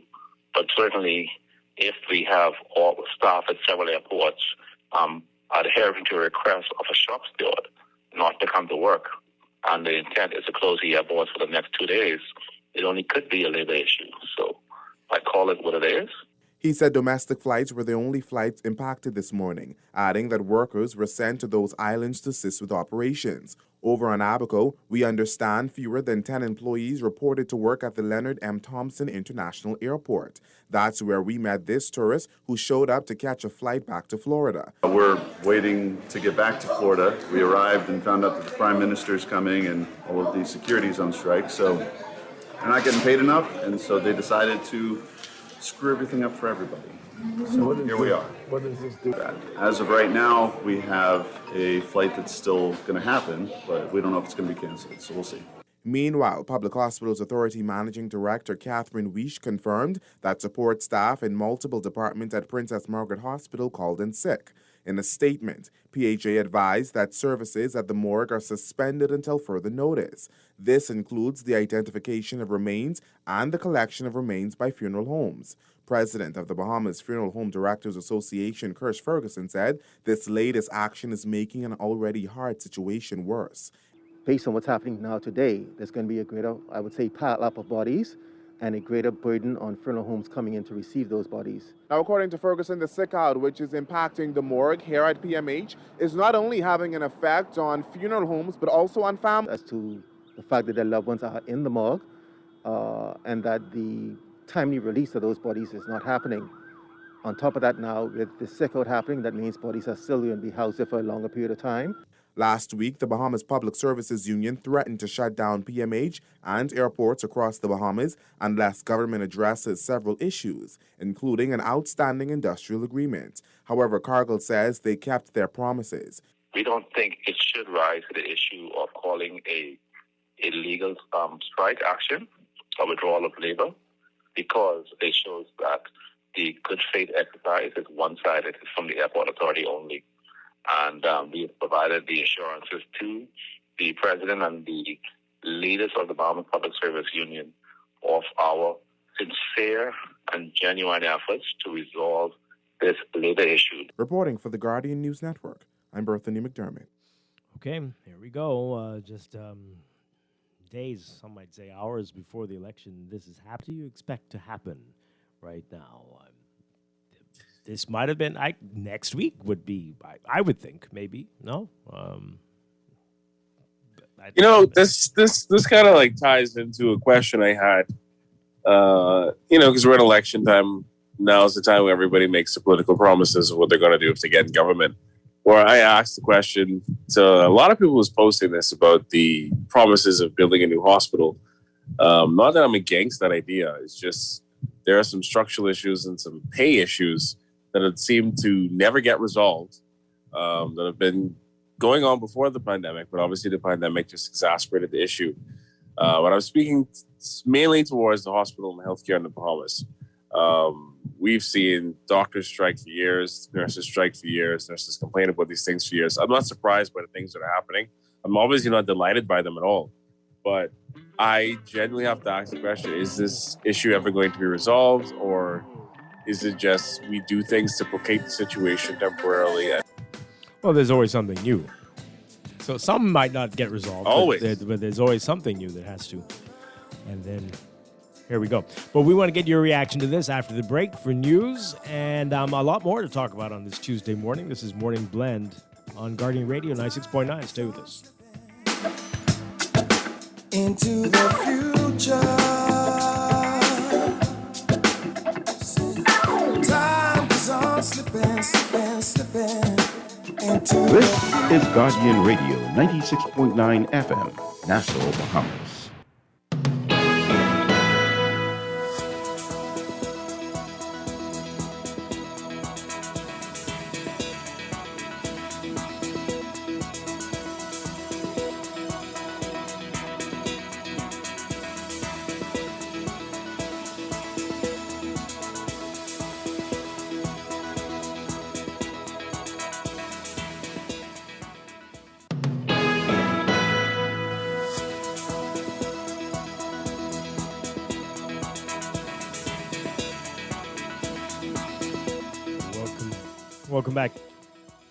Welcome back to Morning Blend here on Guardian Radio 96.9. We are streaming live on GuardianTalkRadio.com and on the Guardian Radio app for smart devices. We're also on your televisions on Cable Bahamas Channel 969 and BTC Flow Channel 612.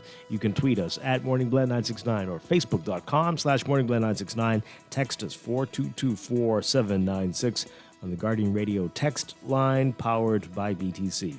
And now at 8:25, time for another check of your weather for today, brought to you by Bahamas First Insurance. Here's what's happening. We've got tropical moisture and troughing along our eastern borders. That's going to maintain the unsettled weather we've been seeing over the past few days. For all areas today, forecast calls for variably cloudy, hot, and humid conditions with scattered showers and widely scattered thunderstorms, turning partly cloudy and warm with isolated showers and thunderstorms tonight. Gusty winds and higher seas are expected in showers and thunderstorms. High temperatures getting up to around 91 Fahrenheit, 33 Celsius, but the heat index will be in the triple digits again, up to 102 Fahrenheit, 39 Celsius, and everybody's being advised to remain hydrated and limit outdoor activities. Overnight lows tonight getting down to 72 Fahrenheit Celsius. Public's also being advised to be aware that there could be flooding in low-lying areas during rainfall events, and boaters are being asked to be alert for water spouts or funnel cloud activity. In your extended outlook, multi-layered troughing will continue to trigger unsettled weather across the country, while an area of low pressure will deepen east of the islands by the middle of the week. So for tomorrow, Wednesday, partly sunny, hot and humid with isolated showers and thunderstorms. Thursday, Election Day, variably cloudy, hot and humid with widely scattered showers and isolated thunderstorms.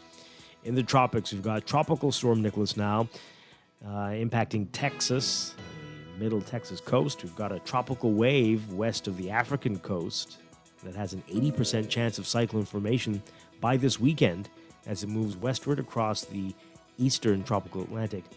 And then that area of low pressure we've been telling you about is expected to form just east of the Central Islands by midweek and has a 60% chance of formation as it moves northward across the western Atlantic. So that's likely to keep conditions wet here as it moves north of the area. But that is your Morning Blend weather check, brought to you by Bahamas First Insurance. What's first for you comes first for us.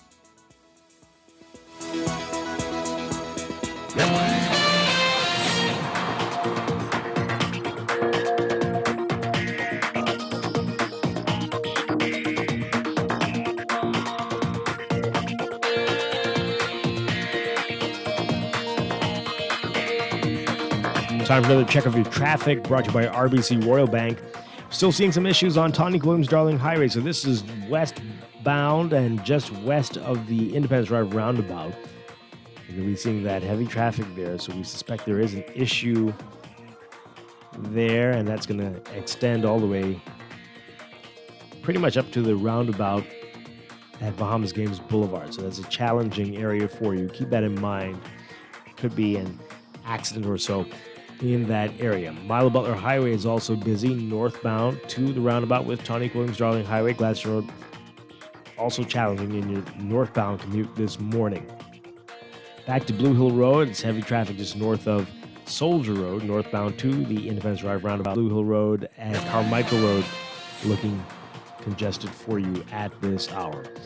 Elsewhere, just at the major intersections, you're going to be seeing some issues at Burnett Road, Wolf Road, Soldier Road, Village Road, and at the major intersections along Prince Charles Drive.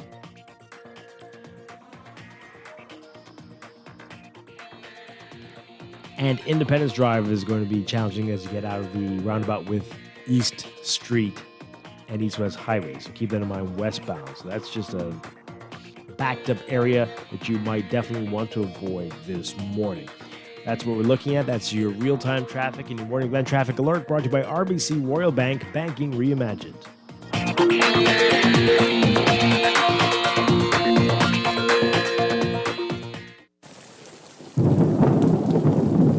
Be prepared for the rainy season with an RBC loan to fund your rainy season essentials. For hurricane shutters, generators, solar power systems, or general home repair, RBC offers a range of flexible and competitive financing solutions. Let us help you get started at rbc.com/Caribbean/get-a-loan. Special conditions apply. Reimagine your rainy season readiness with RBC financing. Screws and Fasteners World, Balfour Avenue and Palm Beach Street, has those hard-to-find fasteners for you right now. You can find stainless steel regular hex, carriage bolts, galvanized bolts, threaded rods, nails, self-tap screws, sex bolts, anchor bolts, turnbuckles, masonry tools, hand tools, and weed whacker strings. Check out the rope selection and car body fasteners, too. Special orders are welcome. It's your #1 fastener store. Screws and Fasteners World, Balfour Avenue and Palm Beach Streets. Call 326-1976. This is Guardian Radio, 96. Nassau, Bahamas. At Wendy's, our food is made to make you crave. Crave our all-new Big Bacon Cheddar Burger. This melt-in-your-mouth sandwich is what cheesy bacon dreams are made of. It starts with your choice of fresh, never-frozen beef or a chicken patty topped with American cheese, applewood smoked bacon, bacon jam, onion tanglers, and creamy cheddar cheese spread on an all-toasted cheddar bun. Available for a limited time only. Stop in today for that flavor you crave. Wendy's, different inside and out. This is Guardian Radio, your station for up-to-the-minute news, intelligent, interactive, and engaging conversation. 96.9 FM. I see you calling. I didn't want to leave you like that. It's 5 in the morning, yeah. 100 on the dash. 'Cause my wheels are rolling. Ain't taking my foot off the gas. And it only took me one night to see the end of the line. Staring deep in your eyes. Dancing on the edge, about to take it too far. It's messing with my head, how I mess with your heart. If you wake up in your bed, alone in the dark, I'm sorry. And we're back here with Morning Blend on Guardian Radio 96.9. Dwight Strachan with Don Sargent on this Tuesday morning. We are talking about this issue with the sick out, the airports and the hospitals, getting your reaction to this. You can call us, tell us what you think about it. 323-6232, 325-4316, 325-4259. Tweet us, Facebook us, text us, 424-796. We'll get to that call in a second, but this texter here says, the real problem is that some are compensated fairly while others are not. Consider this, if Mr. Cargill, they're talking about the Director of Civil Aviation, if Mr. Cargill were to quit, there wouldn't be much change, but if the low-wage workers quit, we have a problem. It is a question of who adds value and who extracts it. No doubt. We're not disagreeing with you on that. Are we talking timing. just about the situation, Dwight, with the airports or as well as the hospital? The hospitals too, but they're specifically talking about the airports. But yes, of course, we need those workers. Because when I had the value thing, I was like, the nurses are kind of the backbone of the system, aren't they? Yeah, so these aren't the nurses right now, but yes, these are right. Everybody, especially now, is playing a critical role. We need everybody working and all hands on deck.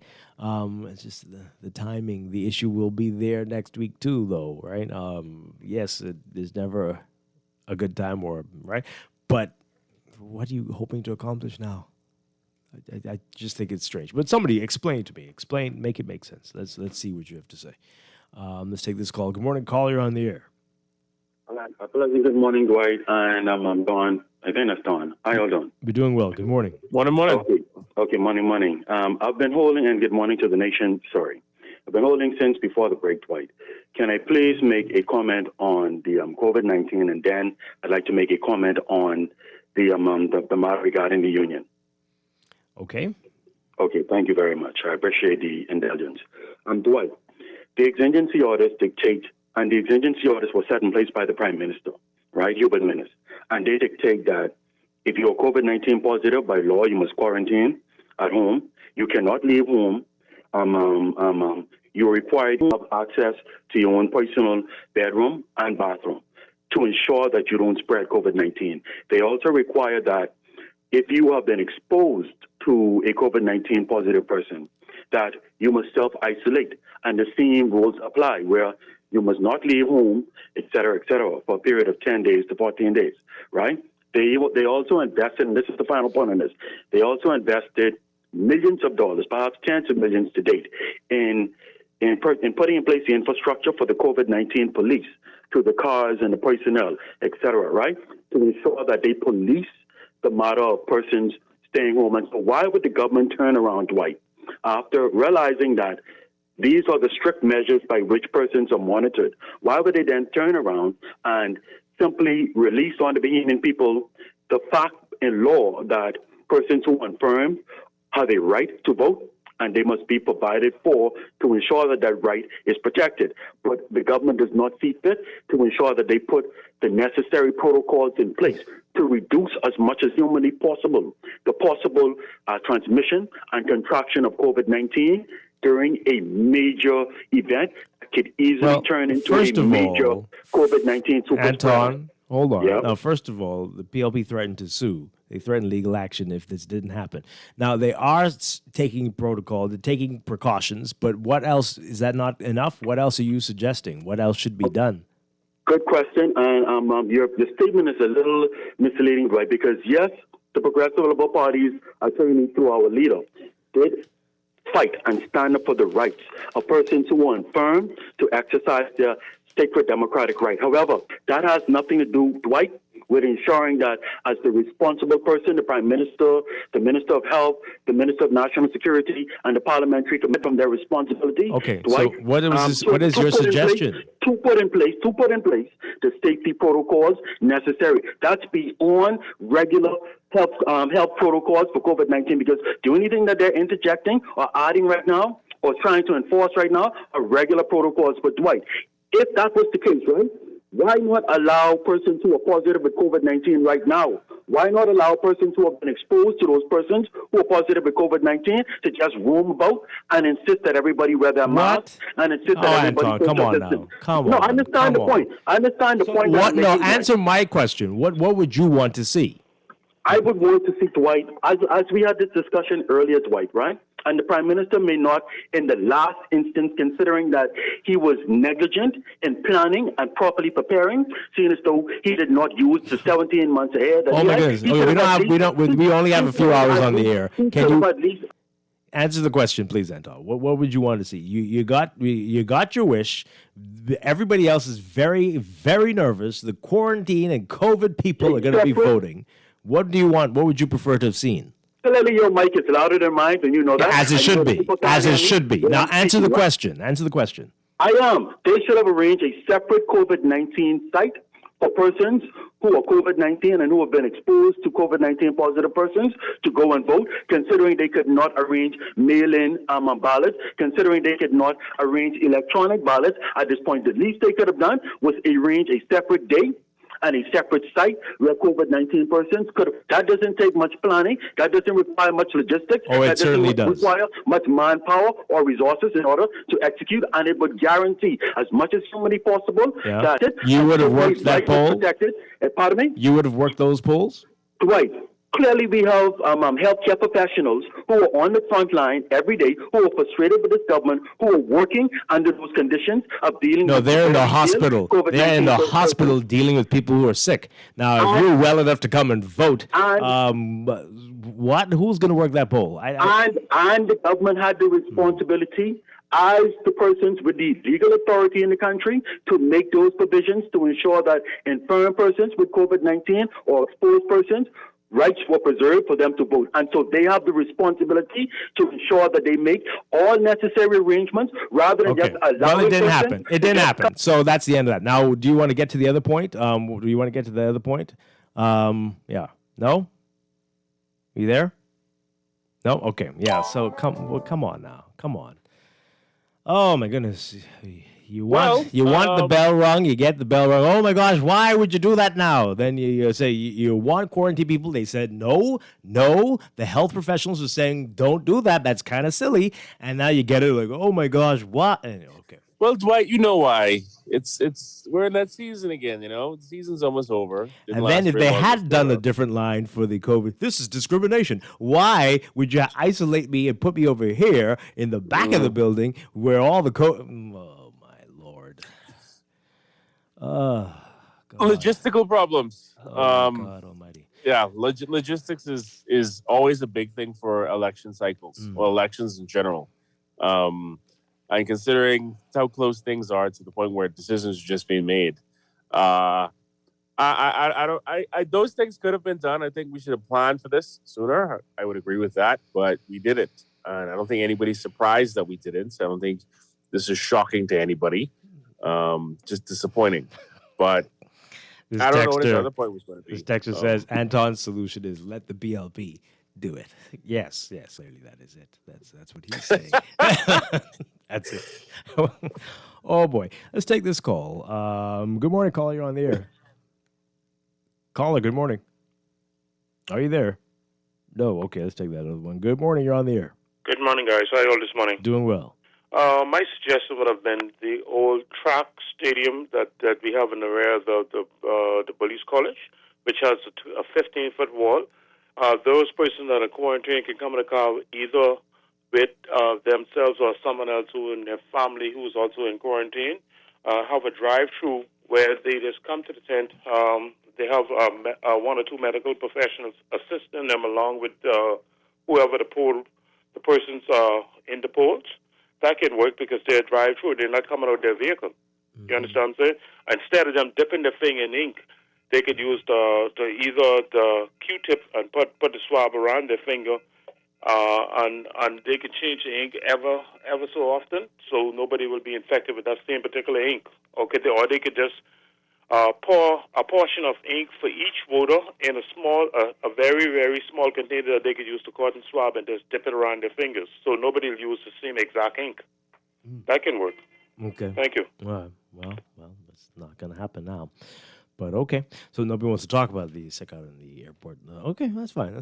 Good morning, caller. You're on the air. Good morning, Dwight. Hi. Good morning to your co-host. Hi, good morning. Yeah, I got a solution, Dwight. How about not putting your hands in your mouth after you put it with the ink? Because it enters through the mouth or through the nasal cavity or through the eyes if it breaks the seal by rubbing it. Don't put it anywhere near your face.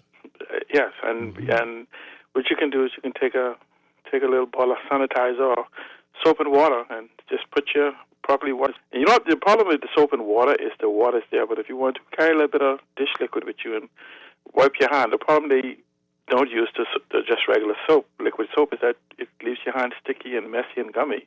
But if you want to prevent COVID, just carry you some liquid soap, and the soap alone do it. The water's just to rinse it away. But the problem I have is that we are missing the whole point of our COVID in protection, is that proper mask wearing, proper social distancing, and hand sanitation is the methodology, regardless of whether you're vaccinated or unvaccinated, to prevent the spread of COVID. We must also take into the fact that, almost 50 or something % of individuals are asymptomatic, and most of the people that we see tested positive in COVID or has been exposed is because individuals presented themselves to the hospital. So if we take into that consideration, there could be hundreds, if not thousands, amongst us that are actual COVID positive or and potential carriers of COVID. And so I think when we begin to have the argument, unless we're going to test every single person going to vote, we must assume that we are all COVID positive and take proactive action. My greatest fear is the fact that the system that we use is antiquated at best. And so it causes congestion in the fact that they have to search for your name, call out your name, hold up your ID, and all those other steps that we took. What could have happened in the proper way is that Dr. Minnis could have just simply kept his promise of the election being next year. And within less than a year, we had a year at least, we could have simply moved to put in a better system of voting. And that could have solved a lot of the problem, taking into consideration the doctor was well aware of the conditions of COVID in this environment. So I tell everyone as you go to vote, practice social distancing, carry hand sanitizers, and make sure the PLP promised that they will have N95 masks. So they're the greatest form of protection that we know so far next to sanitation. Okay. Thank you very much. Yeah, you got to be proactive here. This is an interesting text here, and this is probably it. This is why, this makes a whole lot of sense. You couldn't have one place for all of those people who are going to be in 39 different constituencies, likely.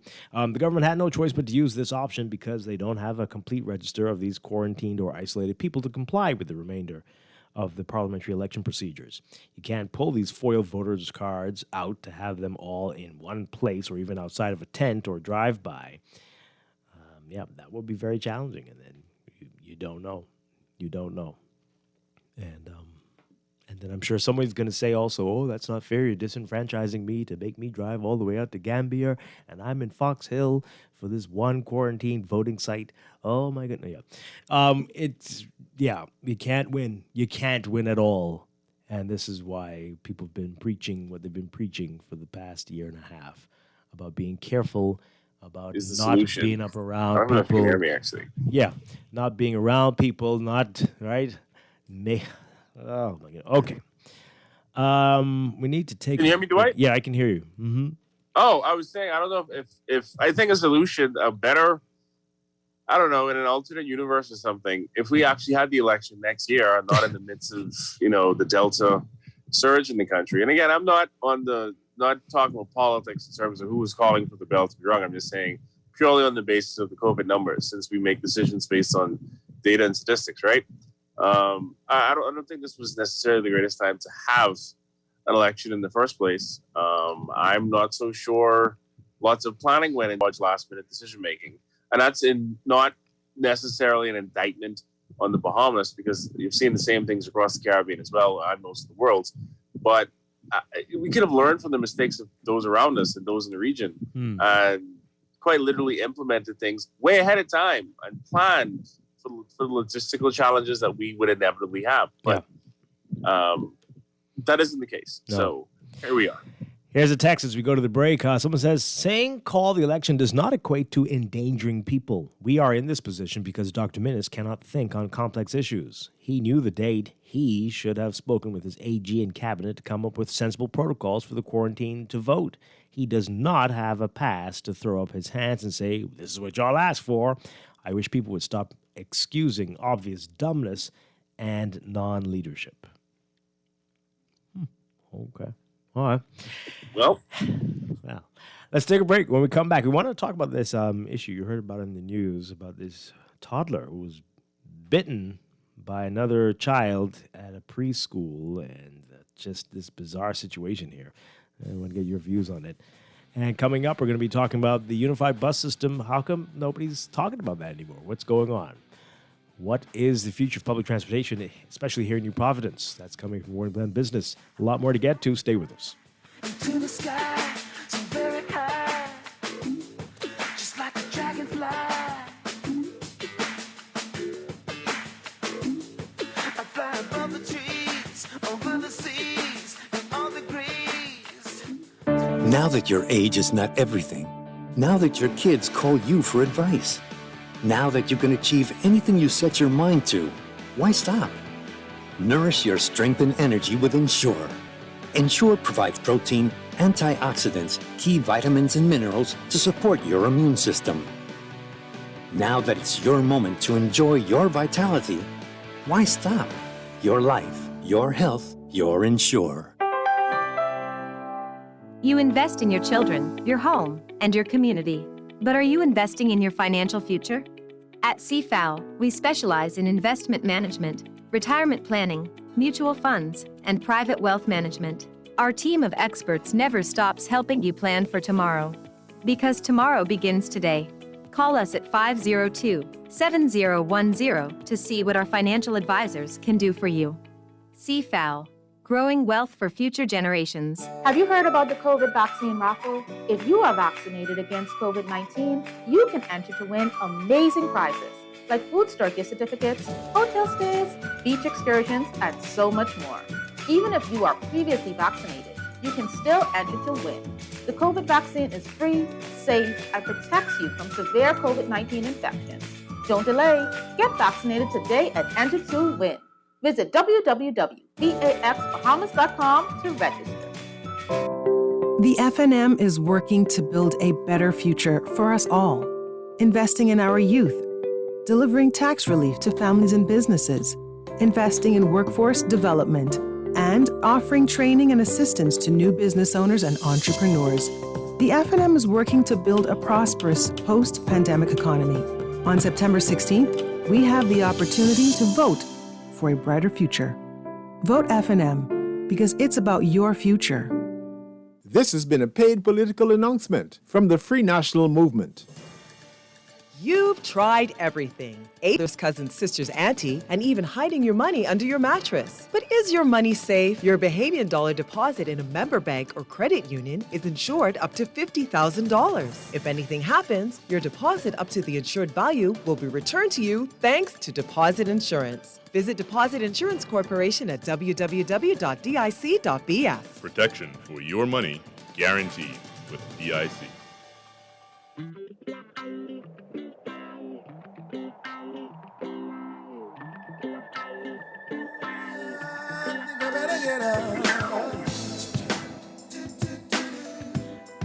We are back here with Morning Blend on Guardian Radio 96.9. Dwight Strachan along with Don Sargent. You might have heard the story last week, and our news team was able to speak to the parents about this. The parents of that 1-year-old who was at a preschool and was attacked by another toddler. It's just horrific, this whole situation. Take a listen to this report from our Jared Higgs. I'd never think I dropped my child someplace and then something like this to happen to her. The parents of a 1-year-old outraged after she was bitten several times by another baby while at daycare. It was really hard to see her that day. She was really swollen and not herself. And we can't understand how another 1-year-old would have done this. The shocking incident transpired last Wednesday after 1-year-old Samara Campbell was dropped off to Rima Preparatory Academy by her father, Sherman Campbell. He and Samara's mother, 26-year-old Vanessa Carey, soon got a call from the school saying a teacher found her bruised up and crying in her own blood. She was taken to a doctor and her parents filed a report with police. Pain. She was in pain. She was jumpy. She was, you couldn't touch her. At first we didn't know about the bites on her back, so we just thought that touching her was making her cry, but then we realized that she was bitten on her back. According to the parents and the school, the incident took place while the students were left unattended. The incident has left Samara's parents unsure of how they'll ever be comfortable dropping her off at daycare. I think we would ever be comfortable. Comfortability out the window. Yeah, I mean... Just be a feeling of uncertainty now. The school's director, Olivia Wells, agreed to a telephone interview with Our News. She says last Wednesday's incident should never have happened the way it did. That is totally against our policy here. At Raymond, no child is will ever be left unattended. That's a very bad decision. Wells says the teacher responsible for that K1 class is no longer with the school. The child who bit Samara is also no longer at the school and was recommended for evaluation from a behavioral specialist. You know what? I'm a mother Yeah. as well. I really, really Again, sympathy cannot change what, our prayers are with the child, both children and their families. We're just sorry that it happened. Samara is getting back to her normal self, but the bruises and scars are still clearly visible on her face. The matter also in the hands of lawyers now. We want to know the truth. And that's our biggest plea, in addition to her having a great recovery. Reporting for the Guardian News Network, I'm Jared Higgs. Just unbelievable. I don't know if you saw the photos, Don, of this child. It was very hard to look at, all over her face, the bite marks. It really just hard to believe it is a 1-year-old. If you had told me that she'd been gnawed on by a rat, I would have believed that. But this is just unbelievable, and we feel for the child and for the parents. And you do have to wonder what is going on in some of these institutions where they're just leaving these little ones unattended, unthinkable. It's just ridiculous. But what is wrong? Lines with abuse. Yeah. But seriously, what's wrong with that other kid? What's going on? What's happening here? Why would you continuously bite another person on the face? Yeah. Recommended for psychological evaluation, I think they said in the report, but I don't know if that's strong enough. I think you can't just recommend that. I mean, that needs to be an order. Like, that needs to go to the court, and you need to order this. Something is going on, and something needs to be dealt with immediately. I don't know if you saw the pictures, folks. You want to talk about it? Tell us what you think about the situation here. What needs to happen? Experienced anything like this before?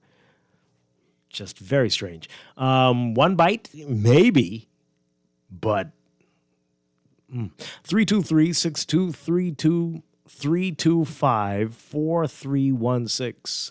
325-4259. Tweet us, Facebook us, text us, 422-4796. I'm not sure what this text is all about. This is Captain Obvious, maybe. I don't know. The text only says, "Good morning. The toddler was bitten by another toddler, Dwight. Both were 1-year-old. Thank you. Yep, that's what we reported. Okay. Uh-huh. Good morning, caller. You're on the air. Good morning. Hi. Man, that's a rough situation. How 1-year-old could be that violent? That's just crazy, man. It's scary. You know what I mean? It's very scary. I'm really sorry to hear about the kid, right? And I hope she gets well, right?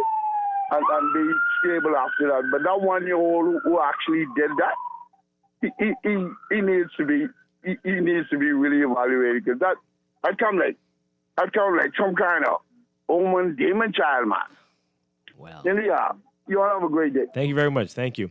I don't know if it's a he, but the child, yes. Didn't want to say. But it kind of makes me think to myself, because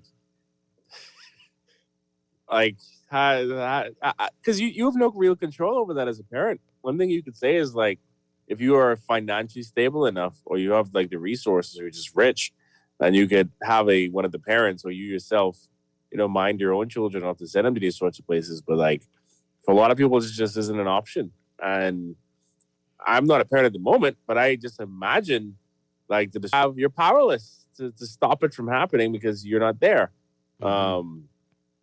I don't know. This raises a lot of questions and concerns, I'm sure, with a lot of parents and a lot of parents in general, and a lot of aspiring parents. I don't know, man. Dwight just kind of got me puzzled. It's very scary. This text here: the school was negligent. The children were obviously left unattended for an extended period of time for that to happen. It's the school's fault.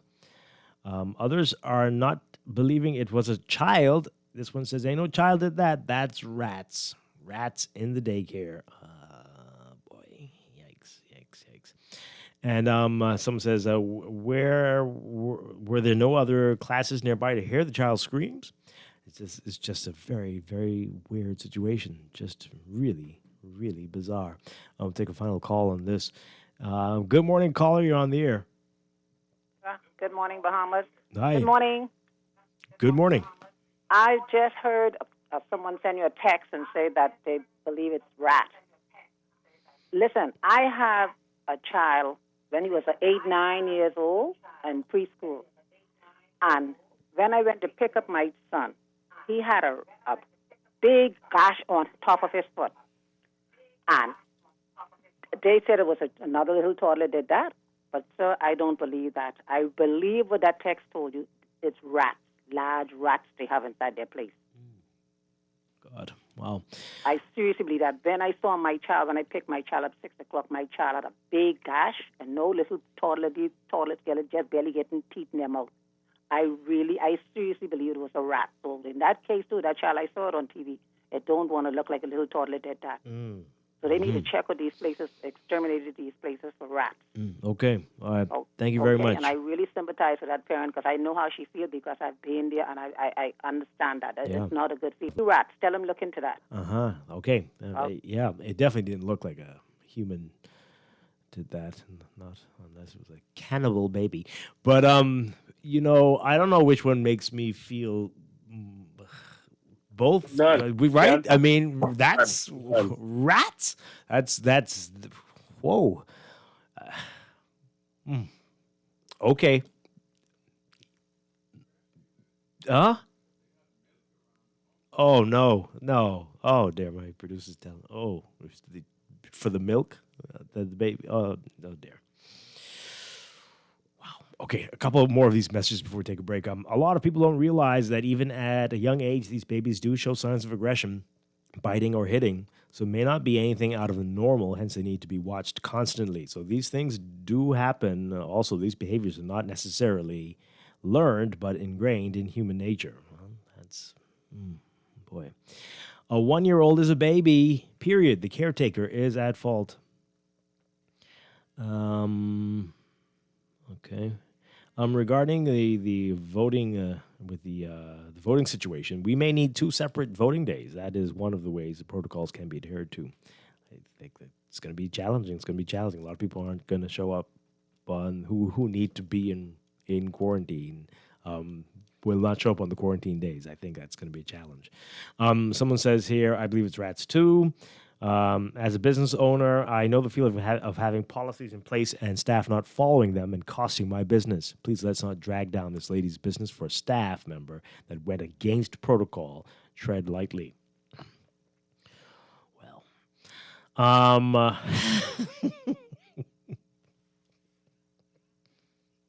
this text here, being bitten is a reflection of the bad policies of the Minister government. Oh my goodness gracious, people. Really?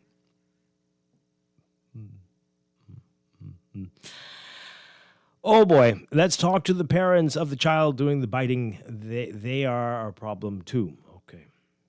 All right.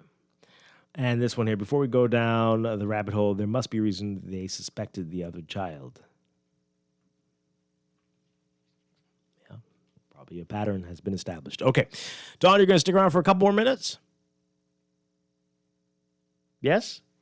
Is he gone? Okay. We're going to take a break. Yeah. Yes. Okay. Wonderful. We're going to take a break, and when we come back, Morning Blend Business, we're going to be talking about how come very few people politically are talking about a unified bus system. This was always a hot-button political topic. Every manifesto or plan used to promise it, but this year they're kind of absent with a couple of exceptions. We'll get into that after the break. I want to hear from you on this as well.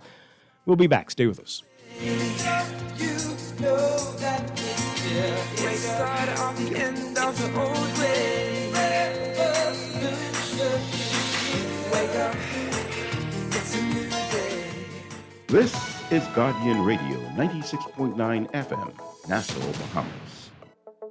Tired of banks forcing you to use technology to bank the way they want you to? Your convenience is important. So no matter what your banking needs, Commonwealth Bank's friendly staff are always available in branch for that personal one-on-one service. But when you choose technology, our online and mobile banking app offers you state-of-the-art functionality. The choice is yours. Commonwealth Bank. Bank the way you want. Here's a question. What kind of doctor fights with healthcare workers during a pandemic and fails to provide enough testing or to make it free? What kind of doctor invests millions on sidewalks instead of hospitals, then allows patients to be treated in tents during hurricane season? What kind of doctor calls a snap election during our country's worst COVID surge? The answer is pretty clear. The kind of doctor who can't fix a crisis and shouldn't be given 5 more years.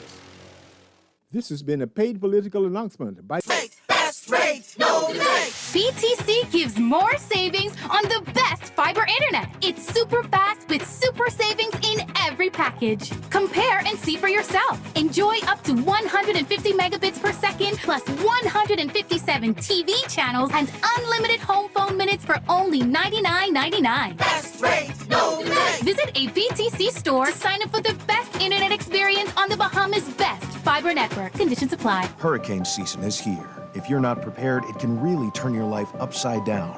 Fortunately, there's CG Atlantic General. Our people are here ready to assist at a moment's notice, with protection like alternative accommodation for those who are displaced due to a storm. It's our priority to make sure you have what you need when you need it most. So when your life gets turned upside down, we can help to turn it around. Atlantic General. Good like that. Security and General Insurance Company Limited, trading as CG Atlantic General. Contact a CG Atlantic General broker today. This is Guardian Radio, 96.9 FM. Fresh news, smart talk, all day. The views and opinions of the hosts and guests are their own and do not necessarily reflect the position of the management and staff of Guardian Network. Wake up, it's a new day. Wake up, it's a new day.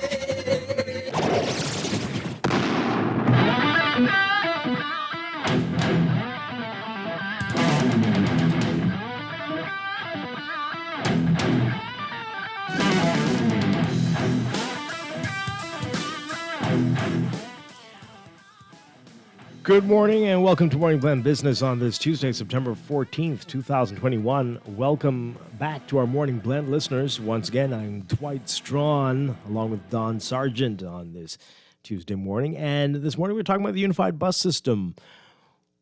Are we still doing this? Where are the plans? Where's all the talk about this?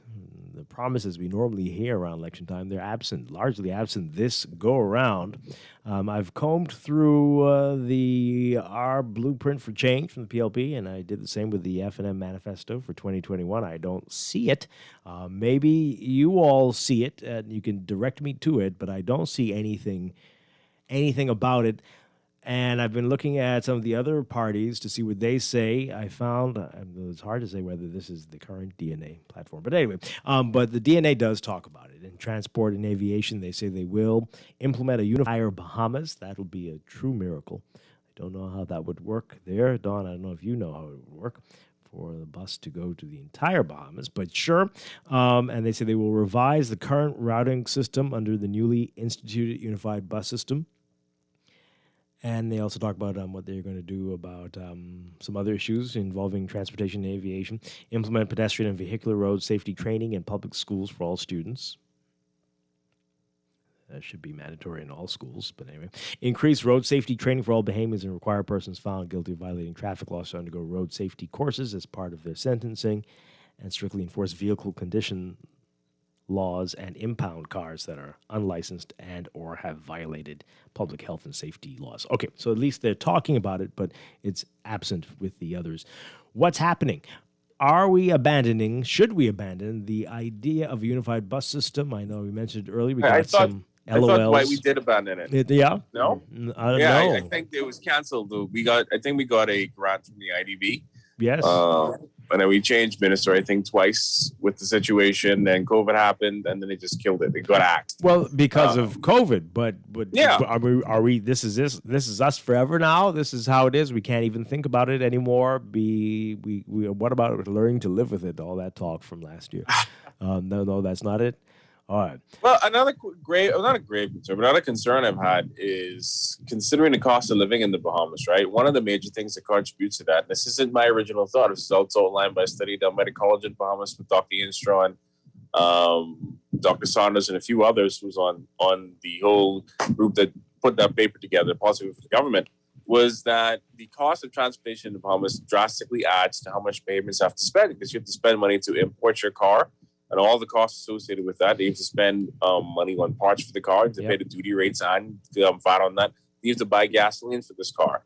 And most of the cars that are imported on this island are used because it's too expensive with all the taxes that we have on these things to buy a brand new car for majority of payments. And so, and at the moment, electrical cars are still out of the reach of majority of payments because they're too expensive and we don't make enough money for it. So having a proper public transportation system alleviates not only the traffic problem, but a massive economic burden on majority of payments.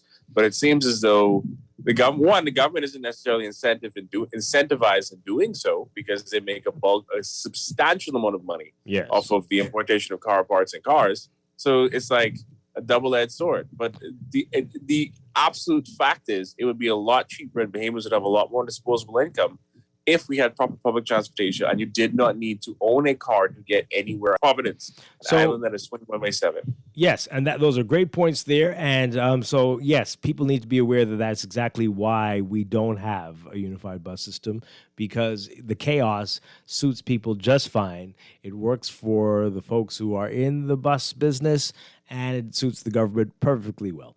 That you feel that you have to get a vehicle. You've got to in order to make it in New Providence and in many of the other islands in the country. If you don't, you are going to be screwed. But do you want it to be different?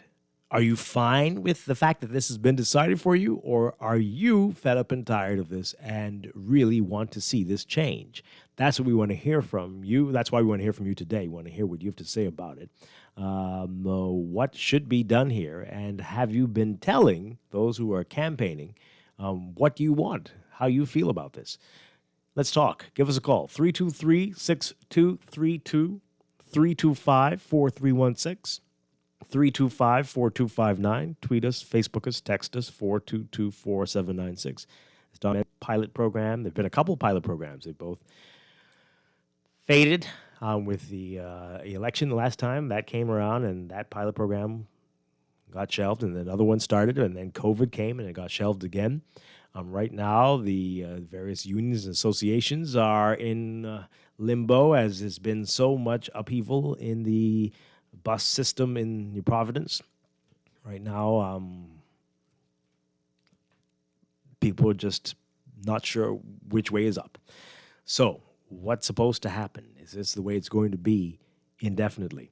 The phone lines are lit up. Let's hear what you're saying about this. Good morning, caller. You're on Morning Glen Business. Caller, good morning.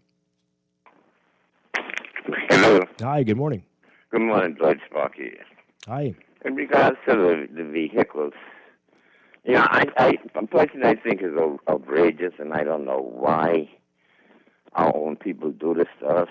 I know we need income, but I was riding with a friend of mine, who right now the truck he has, because of his profession, he doesn't need a little small car. He needs a truck to move things around, on the back of plywood, wood, stuff like that. He's a carpenter, like. And I was asking him about this truck that he bought in. And he said, Sparky, I ordered this truck out of the United States. It was a damaged truck, no front lights, and one of the fenders was gone. I got the truck over there for $4,000. By the time I bought the truck in town, put on the front lights and the fender, licensed and insured and pay all the bills, the truck cost me $15,000. I said, what? You paid $4,000 for a fender and 2 front lights, got it licensed and insured, inspected and stuff like that, and to ride it on the street it cost you over $15,000? Why does something like that have to be that expensive, like? I mean, how can people survive? You can't go down to, I can't call out any company's name.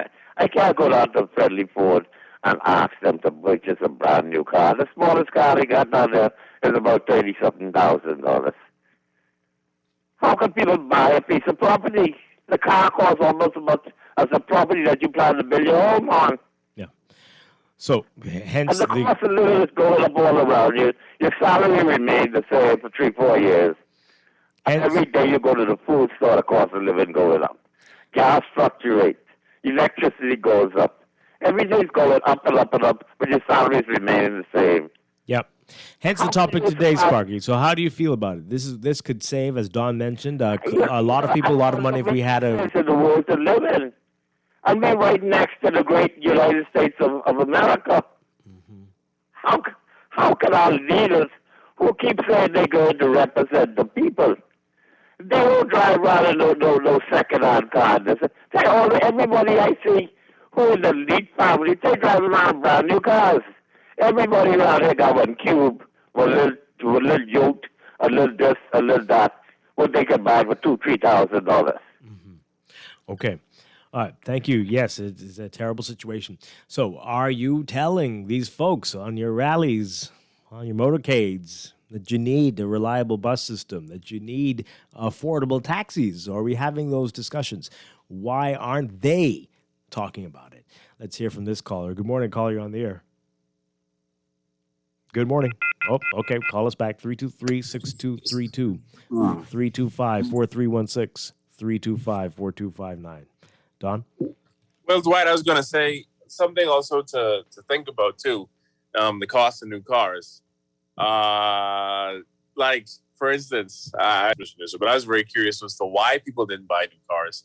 So I went to a handful of dealerships just to go window shopping and see some of the prices. And I was surprised to see that for New Providence, at least, a brand new Honda was like the cost of I wouldn't say a fully spec'd out, but a high-trimmed BMW 3 Series or C-Class Mercedes, even borderline going on E-Class, depending on options that you got. And then I went to some of the luxury dealerships and saw that some of the BMWs cost as much as a Porsche would in the United States. So it's interesting that Sparky said the thing about us being right next to the United States, which is in fact the cheapest country on planet Earth to own a car.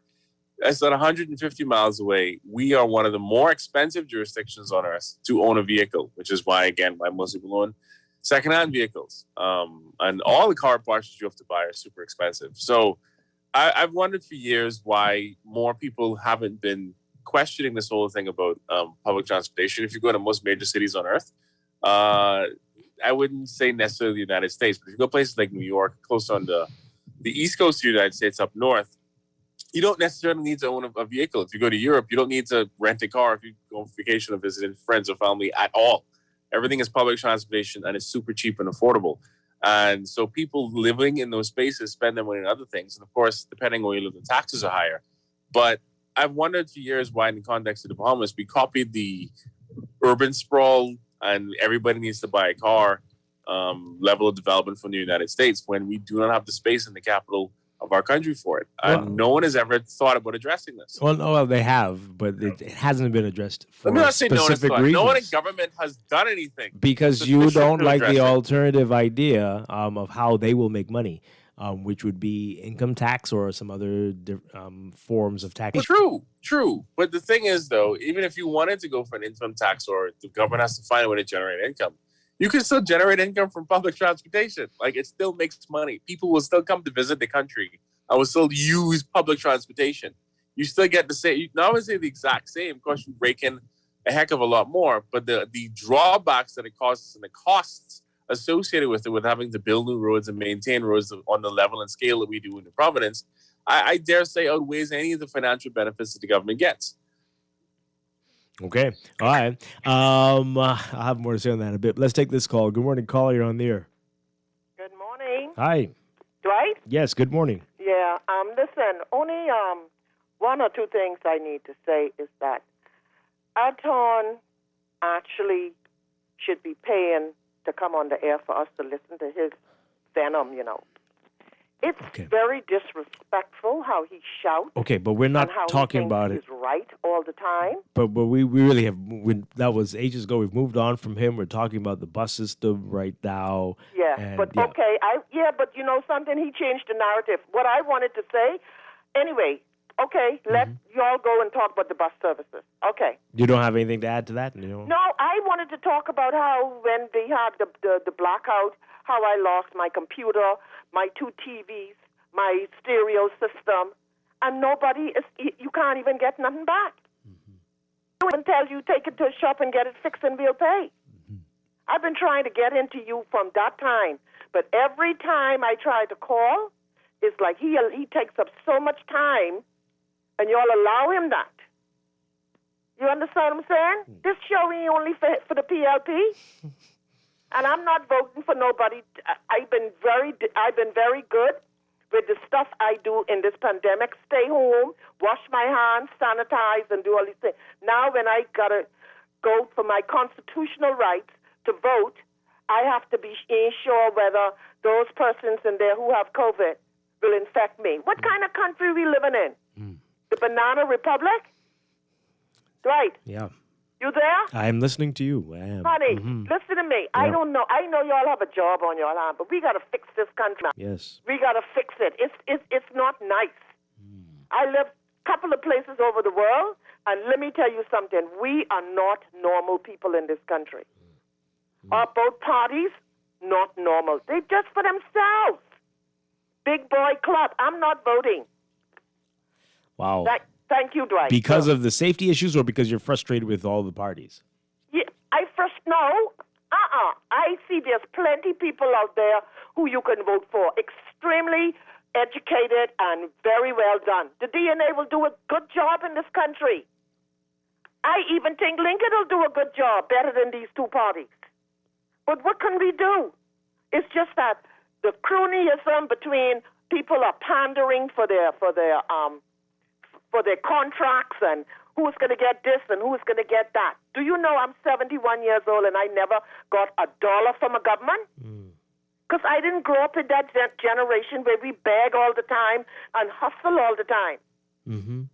And let me tell you something. I can say this and a lot of people won't like this. We were better under the white government than we let the black man take us over. Because they put us right back in slavery. Wow. A century. People can't feed their children. I grew up not seeing people on the road, sleeping on the road and begging. And this is what's happening in our country. And this is what the things Anton them should be talking about. They don't talk about all the other things that the older people in this country living on $40 a month from his government and this government. Why they don't talk about those things? Why they don't talk about the healthcare system? The nurses and doctors take a note. You don't abandon your people for money. Come on. You ain't doing no different than anybody else all over the world that is there because that is their duty. They took an oath for that, and most of them who are nurses and doctors got the government grant, went away to school, and never had to pay $1. Wow. What's going on in our country? I thank you for letting me vent. I know what you're going through. Just listening sometimes stresses me right out. But there's millions of things we could talk about in this country. Yeah. All he could talk about, me. All for me, baby. PLP. Be right back to that again. If I was a woman in this country, I will not vote for another man. Oh. DNA. Okay. All right. Bye. Thank you very much. Before I gotta go, she was hitting on a lot of facts. Can't disagree with a lot of what she said. Yeah. But maybe the part on we were better on the white government. Debatable. Depends on your perspective. I'm not gonna say she's wrong. I'm not gonna say she's right. I've heard many people argue both ways on that. I will agree that some of the structural issues that existed prior to independence still exist today. Unfortunately, the situation she talked about with contracts is part of the reason why that whole relationship we have with governments and contracts. Because I said many times on your show, on my show as well, on Saturdays, Dwight, that leadership and governance in the Bahamas has absolutely nothing to do with the Bahamian people. It's predominantly to do with the Treasury. It's the race to the Treasury to control contracts. And everybody tells me that I'm wrong. And then every time we come to election season, again, and you see all the talk and corruption and all this nonsense comes out every single time. And people throw out all these accusations of this one building a house and that one building a house. I'm not going to argue what is true and what isn't true. I'm just going to say it's the same discussions every single time. But on to the issue of public transportation and this whole issue of how we do taxation. The reason why the bus system, as I'm sure you're aware of, Dwight, is dysfunctional as it is, predominantly because of the same thing she talked about, is that there are people that benefit from this and sing us suffer for it. We've had situations in this country where the moratorium on licenses for buses and taxis were lifted for like 20 minutes, 30 minutes to give certain people rewards right after an election, Right. and then it'd be shut down again, right? You have a very controlled by government choke system that controls who has and does not have these licenses, and it doesn't go by whether or not. And you have people who literally rent out these places to people who have never driven a taxi, never driven a bus in their entire lives. Their fathers may have, their grandfathers, in one case they know of, and they just inherit 3 plates that they rent out to people, and they do nothing. They have no skin in this game whatsoever. And for some reason, governments in this country think that people are stupid enough to just say, this is okay. Maybe people aren't paying attention to it, but the system absolutely makes no sense. And something I wanted to add to before I got to go, Dwight, is that, believe it or not, it is not unique to the Bahamas. I think a good case study to look at is the Netherlands. I think this was the city of Utrecht, who also had a similar issue where they broke the monopoly system. The state is very similar system to what we had, where the government gave contract to certain people who were very friendly with certain political organizations. Of course, they have a lot more resources than we do. So what they did is the government changed and they bought out the companies that own those licenses for fair market value, and then the government took the system over. I think they have a semi-public-private partnership with how that operates. But the system that we have in the Bahamas is just unsustainable. Unfortunately, it's why I got to go. It's been a pleasure. Don, thank you very much. I look forward to being back on next Tuesday. Looking forward to having you on. I might have you on before that, after the election. We'll have yes, you on Friday. Yeah. All right. Thank you very much. Appreciate it. All right. So some interesting points he raised there. We know that the previous administration, the Christie administration, had been looking at this, examining this, trying to buy out or create an authority. But again, here we are. That didn't come to be. So let's take some of your calls again before we take a break. You can call in 323-6232, 325-4316, 325-4259. Tweet us, Facebook us, text us. Caller, good morning. You're on Morning Blend Business. Hey, man, how you doing? Doing well. Okay, listen, I want to make a suggestion, that even though the parliamentary registrar, ain't gonna like it, I think we need to move to two separate voting days. Okay. Mm-hmm. All right. You understand why, right? We're talking about the bus system, but okay. But tell us why. Tell us why. No, it's the only way that they can have the persons who in quarantine vote and adhere to the protocols. Yeah. So that's for the next election you're talking about, because this is not going to happen by tomorrow. I know, but it's out there. Yeah. Okay. All right. Thank you very much. Thank you. And this call about something other than we're talking about. Good morning, caller. You're on the air. Hello? Hi, good morning. Good morning, Dwight. Hi. Now, Bahamian, a car is a status symbol. Buses for the poor people. I noticed that. People who don't travel, that in New York City, you don't need a car. I'm in New York City one morning. Guess who on my train? Mayor Bloomberg. $60 billion worth of him. And if you Google Mayor Bloomberg, catches the subway to work every morning, almost every morning. That's the way a city runs. If Dr. Minister shut the public down for months, he don't take public transit serious. He's got a traveling mind to see that people need public transit. In Miami, the mayor made it free. During that bad time, but minutes shut it down. More people had to go buy bad cars. Most of them lose their job. And they can leave the house buying for a ride or walking or somehow. We need leaders who travel the world or been up to school and know how a real city is run, right? So if you have no clue, you do dumb things. But I don't think that's what's happening here. I think they're very, very aware of that. But this quo, as we've discussed all morning, with the contracts and the people who have the licenses and how that works and how it's passed on, that's part of the problem. And in addition to the fact that there's so much money, not just in owning a car, but the money that the government gets from you buying the car and maintaining it. The revenues are so great that it's going to be a major challenge if people decide, hey, I don't need to own a car. I can always catch a bus or a trolley or a train or whatever it is that we see as the future of public transportation in this country. All we need is a strong prime minister who know how to bite the bullet. Yeah. Just do what he got to do. He came in to do what he got to do and don't care about the vote. But they jump into the bandwagon. This is unusual. Every time They say they're going to do it, but they don't do it. I don't know why. They take the place from one person and give it to the 8 people. I've seen that, Yep. I've seen that done. So we need to stop people. We need the leader to come in, not to get rich. He come in to do work. He ain't come in to get rich. He come in to, let's say, Ingram Place 10 years. He was full control of the country. He tell his ministers to go to the state, don't spend no more than $200 on rooms. If Ingram Place 10 years, he had total power. He fired Breslin for petty money, but Breslin would break the law. That would be the real prime minister who got the poor black people at hand. Okay. He don't care for the white people.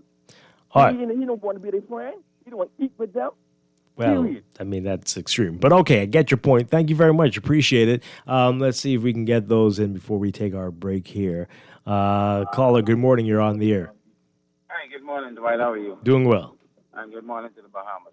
Dwight, I have a problem with the small-minded Bahamians who want to take everything. People have these plates, and it was their grandfather owned or their father's owned or whatever. That's still a form of livelihood for these people. So why would you take it from Peter to give it to Paul, and then Peter is now starving again? That's interesting. Because if Peter has it and Paul can lease it from Peter, then Peter and Paul is making money from it. Because I don't see no Bahamians running around saying we need to take businesses from these conglomerate who has all of this chains of this and that. And I don't see anybody having a problem with that. So why is it that every time a small man has something in this country, somebody wants to take it from him and give it to somebody else? It is just so unfair, man.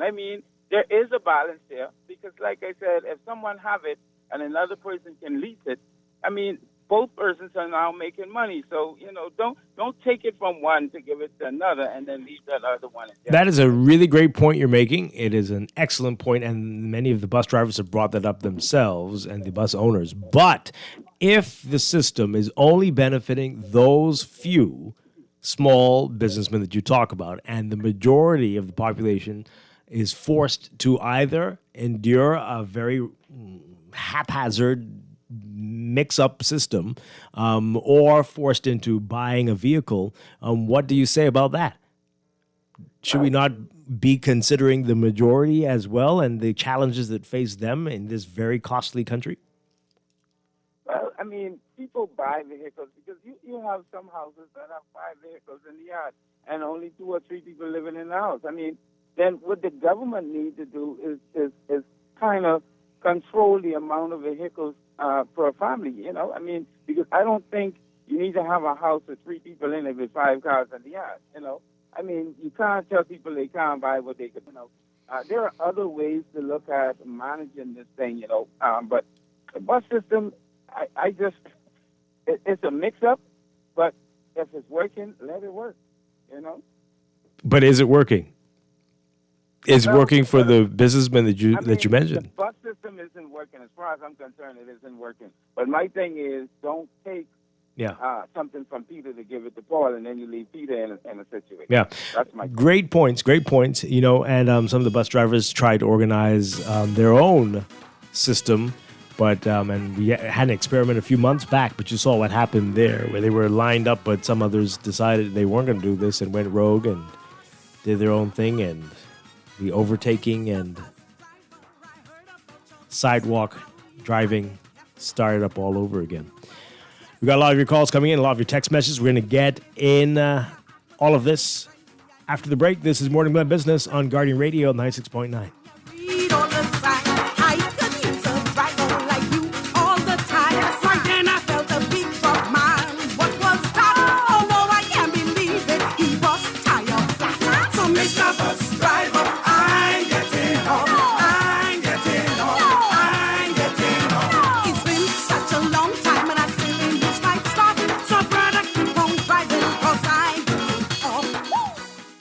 This traffic report is brought to you by Shield Insurance and Prudential Loss Adjusters. In my final look now at traffic this morning, there are some notable changes that's happening in the street within the past hour or so. Southwest gateways have been tied up for the past 2 hours. Still got lengthy wait lines heading on the Gladstone Road happening there. Some Alabama traffic getting out, but that too, the 2 lanes there are backed up and giving you a slow ride out. traffic not completely out of there as yet. And Carmichael Road, the exit there has been quite busy and still has a traffic line. Where we have had changes this morning and still going through it is with the slow traffic that's getting over the hill there at Blue Hill Road and into the Tonigsville and Darling roundabout below. There was heavy congestion in that roundabout just moments ago. It's improved now, even though Independence Drive west lanes into the Blue Hill Road roundabout still having back-up situation going on there for traffic that's waiting to get out and slowly move into that roundabout there on Blue Hill Road. East Street South heading into the roundabout there on Independence Highway also had their share of traffic rush pretty much cleared at this point now, but it got really slow up in there in the past 30 minutes or so. However, for the remainder of New Providence, the morning commute is pretty much over at this point. You've got your morning traffic growing into your afternoon traffic at this point, or mid-morning traffic at this point. No rail congestions, minor delays. Folks are moving about, stopping for stop signs and traffic lights and things like that. But the real rush pretty much over for most of New Providence and getting out today. This National Traffic Report is service of J.S. Johnson Brokers, giving you peace of mind of the Bahamas for over 100 years. At J.S. Johnson, if you're looking for a quote online, you can visit their jsjohnson.com direct quote page, get an online quote for your home, your auto, commercial property, and more. With your Sky look at traffic in real time, I'm VANN. Michael was in a horrible car accident. Prudential Loss Adjusters managed his claim and got him the settlement he deserved. Sierra's roof received hurricane damage. Thanks to Prudential, she and her kids are happy with their claim settlement. Tammy fractured her ankle in a slip and fall. Prudential saved her time, money, and peace of mind. Prudential Loss Adjusters are here for you whenever a tragedy strikes. Call 322-4026 now. Don't wait for disaster to strike. This hurricane season, be ready. Protect your home with an affordable and comprehensive home insurance policy from Shield Insurance. You can't control what nature blows your way, but with Shield Insurance, you can rest easy as you ride out the storm. Protect your largest and most valuable investment. Don't take a chance. Put your home in our hands. Shield Insurance agents and brokers in Nassau. Call 356-7202 or Freeport 352-5945. You invest in your children, your home, and your community. But are you investing in your financial future? At CFAL, we specialize in investment management, retirement planning, mutual funds, and private wealth management. Our team of experts never stops helping you plan for tomorrow. Because tomorrow begins today. Call us at 502-7010 to see what our financial advisors can do for you. CFAL, growing wealth for future generations. This is Guardian Radio 96.9 FM, Nassau, Bahamas.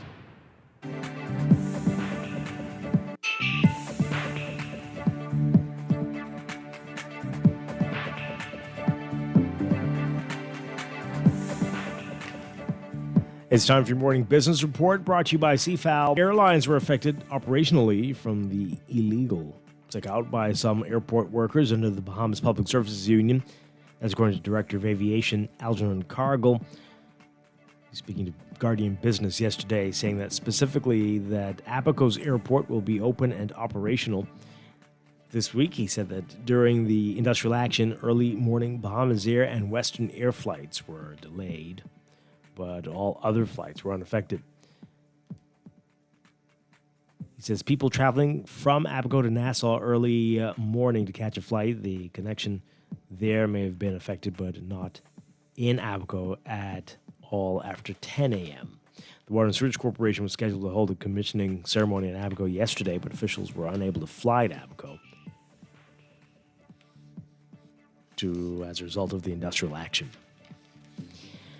There needs to be an end to the pay-to-play culture in campaigning. That's according to Executive Director of the Organization for Responsible Governance, Matt Aubrey, who said yesterday that yet another year, an election cycle has passed without campaign finance laws. Campaign finance reform was a cornerstone of the Hubert Minnis administration and his platform in 2017, as he vowed at the time that passing legislation to bring about more transparency in which individuals or companies fund political parties would be a priority of his government. In fact, in December of 2018, Minnis said legislation to regulate campaign financing would be implemented before the end of his term. Aubrey says campaign finance transparency is critical in setting the tone of an administration's policies.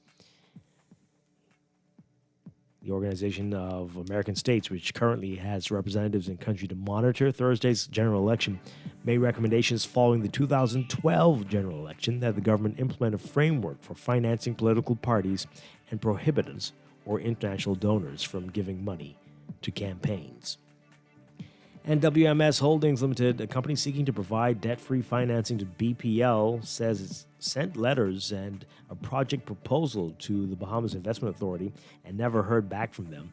WMS and its affiliates say they are committed to providing debt-free financing to BPL by offering $547 million in funding to cover the woes BPL hopes to cure with its rate reduction bond, with $12 million to spare. The company purchased an ad in one of the daily papers outlining a proposal letter and document it said it sent to the BIA. The company says it is prepared to republish the letters again tomorrow. WMS released an accompanying statement outlining what it sees as a slight by the BIA, despite the authority's policy to follow up with a determination 60 days following the submission of a completed project proposal. Overseas, Britain announcing today it's delaying the start of post-Brexit border checks on food imports from the European Union, saying trade disruption from the coronavirus pandemic has already piled pressure on businesses. The delay means paperwork and checks for EU agricultural products that were due to start from October won't be introduced until next year. The UK said the pragmatic new timetable would ease pressure on businesses grappling with supply chain disruptions from the pandemic. Paperwork on plant and animal products that was due to start October 1st has been pushed back to January 1st. The government says that customs declarations and controls will be introduced on January 1st as planned, but safety and security declarations won't be required until July 1st. Closer to home in your Market Watch, recapping trading on the BISX from Monday. Your market movers, AML Foods Limited moving 3,000 shares, closing down 10 cents to 660. APD Limited moving 115 unchanged at 39.95. Commonwealth Bank moving 5,000 down 13 cents to 275. CIBC First Caribbean Bank moving 200 unchanged at 11.26. Consolidated Water down 2 cents to 2.37. Emir Incorporated down 7 cents to 11.42. The BISX All Share Index closing at 2,065.63, down 17.45. That's your Market Watch. And that is your morning business report brought to you by CFAL, growing wealth for future generations.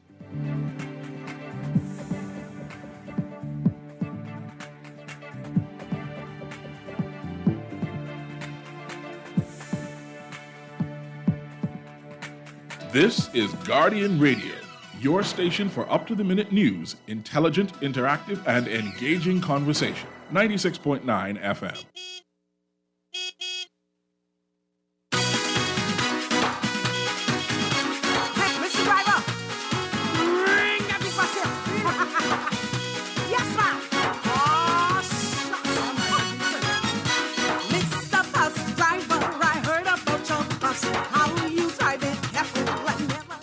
We're back here with Morning Blend Business on Guardian Radio 96.9. Dwight Strachan with you. We are talking about a unified bus system and why it's not getting much attention this election cycle. Could that previous caller have been onto it? Is that the reason? Because it is such a divisive issue, especially with the proposals that we've seen previously about all of the bus companies coming under one central group. Could that alienate potential voters? Is that why we've not heard much about it from the PLP or the FNM? Again, the DNA has talked about it in their platform. They do say some things about it and that they will implement a unified bus system if they should win the election. They're also talking about taxi issues and saying they would set a limit to the number of personal taxi plates someone can own and create separation between those that have fleets of taxi cabs and those that are in the charter business. They also talk about enhancing the industry for charter bus services that cater to large companies and school children and require persons in the industry to have specific licenses to be a charter bus driver. Yeah, all right, so we're getting your reaction to all of this. What do you make of this? Get a lot of your text messages. We'll get to those in a bit. You can continue to text us, 422-4796, and call in, 323-6232, 325-4316, 325-4259. Tweet us and Facebook us. Do you agree with the caller that it's unfair after all these years, all these businesses, these small businesses, these people who've been making a decent living on this, to now tell them that's over. I know in previous interviews with those who represent associations who had said, "Hey, that wasn't done for the numbers men, for the men in gaming, that they should come under a national lottery umbrella. Why would we do that to these companies?" What? They do it? Are they together? Are they one company? Really? Okay. Well, they were saying they should have tried that, to have them all come under the national lottery and function under the government-run national lottery, and that would have been right. That was not proposed for those businessmen who have continued to grow and grow and grow in wealth. Why would you propose this for the bus owners? And it is a very interesting question. Very interesting. But again, what about the majority of the people who don't have quite a reliable bus system, one that you can transfer from one bus to the other without any issues, right? We've been talking about this for decades, and here we are. And has the ship sailed, pardon the pun, on the bus system? Because, I mean, what are we, with the future electric vehicles, and should we be talking about something other than buses now? Trolleys or trains overhead, something underground. Should we be thinking big about what we want to see in this country in 20 years and 30 years, as opposed to diesel smoking buses all over New Providence? Where should we go from here? 323-6232, 325-4316, 325-4259. Tweet us, Facebook us, text us. Good morning, caller. You're on the air. I used to be a bus driver. Oh, really?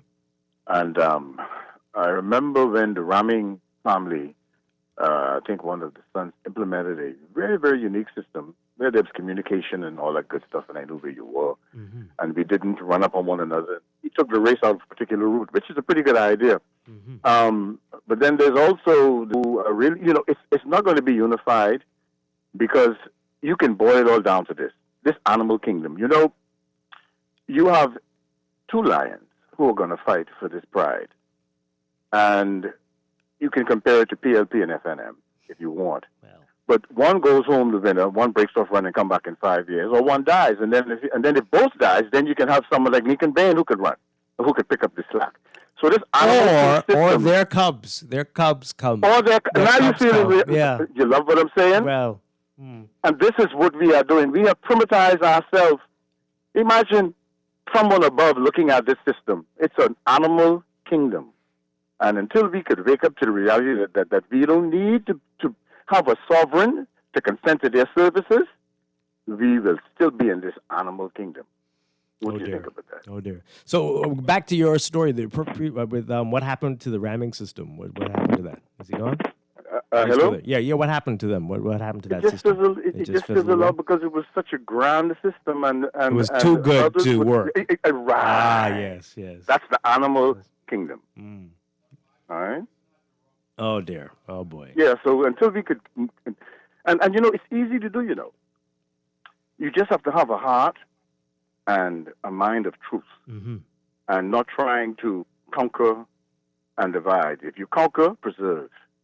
But we conquer, because when whoever wins, then those who didn't win would feel reality that because they were out there pushing for one. But unity is what we need to be working on right now, and not this split animal kingdom system that Lucifer gave us. Remember I told you, Jupiter at opposition. That has meaning.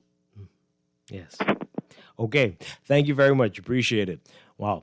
Let's take this call. Good morning, caller. What say you? 223-6232, 325-4316, 325-4259. Let's get to your text messages. Someone says here, I respect your determination this morning. And they say, LOL. It's been challenging. It has. They need to make that bus or taxi terminal downtown where the milk stand building burned down. Milk stand building. Wow. And we need to stop overpaying for shabby digital services that aren't anything special. We don't even have a website for tourists or visitors to see the bus routes. Well, do we really have any? I mean, people just go where they want to go, right? You need me to drop you through here? Bus driver just turned through here for a second. Yeah, right? And that's still, you could get that done. Yeah, especially if you're good friends with the bus driver. Someone says here, 15 years ago, I worked with hefty paid consultants on the plan to regulate the bus system. To date, we are no closer to reality. Those plans are on a shelf somewhere. But where is MP Reuben Ramming, who is in Parliament, and he was quiet as a mouse on this issue? Ah, boy. Yeah. Yep. You're right. This one says here, if the transportation system in the Bahamas wasn't trash, then people wouldn't rush to purchase or need personal vehicles. Yes, it's quite likely. Dwight, you're letting all the callers vent. The texters want to vent too, you know. Well, then you should call in. Yeah. I mean, it's not going to be the same if I'm reading your vent, right? It's going to be very different. Not going to have the same effect. This one says here, this thing about comparing us to the animal kingdom, is that the lowest IQ don't lead the pack? I don't know if that's how it works in the animal kingdom. You got to be kind of smart. I don't know. But okay. Let's take this call. Good morning, caller. You're on the air. Dwight, how you doing? Doing well. Yeah, listening to all the talk shows, right? One thing, I know you're talking with Bus this morning.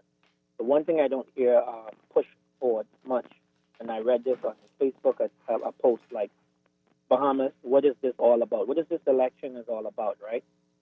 Knowing where we came from 4 years ago, and we running right back to that, right? We're not being put forward to say, listen, the Bahamas is in a crisis. Bahamas is in a situation. We have two parties that we are running behind. None of them seeing it important to speak to the people. None of them seeing it important to have a debate or count the people so the people can actually see what's in their mind or their plans. But 2 weeks before election, everyone comes with a 99-page manifesto and stuff, which most of the Bahamian people, actually 95% of Bahamian people, would never even read or put anything in it. So, like, what is this really about? Is this about a color or history, or this is about moving forward in the future and no one is putting that forward? What's your take on that? I mean, that's a very vague question. Very vague, but I think some people are thinking. Some people are. I agree with you. Probably most aren't. And that's why you're hearing so much frustration. So many people, and I think more than I've ever heard before, are saying they just don't know if they're going to vote at all. Right? And I think that's a symptom of what you're getting to. Here's the situation. I think every leader should put forward some type of plan for COVID-19. This is not going anywhere. Like the right now governing party, the former governing party, didn't have a plan then, and they didn't come up with one now because they quit. They should be disqualified. And any other party right now should have a plan on how we're going to address the health issue and the COVID crisis moving forward. And that has not even been pressured. They're not even been pressured to do anything like that. You know, we just running a slack election. Like, what is this all about? Who's really pushing these agendas? Yeah, great questions. I hope you call in tomorrow. We're going to be talking about all of this tomorrow on the eve of the election. So join us tomorrow. Really hope you will call in. Thank you very much. All right. Let's get to your messages. Oh,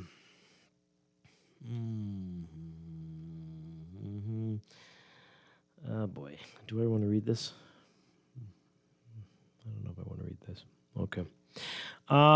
About the need for transportation. We need an organized system where buses don't stop randomly in the middle of the road, etc.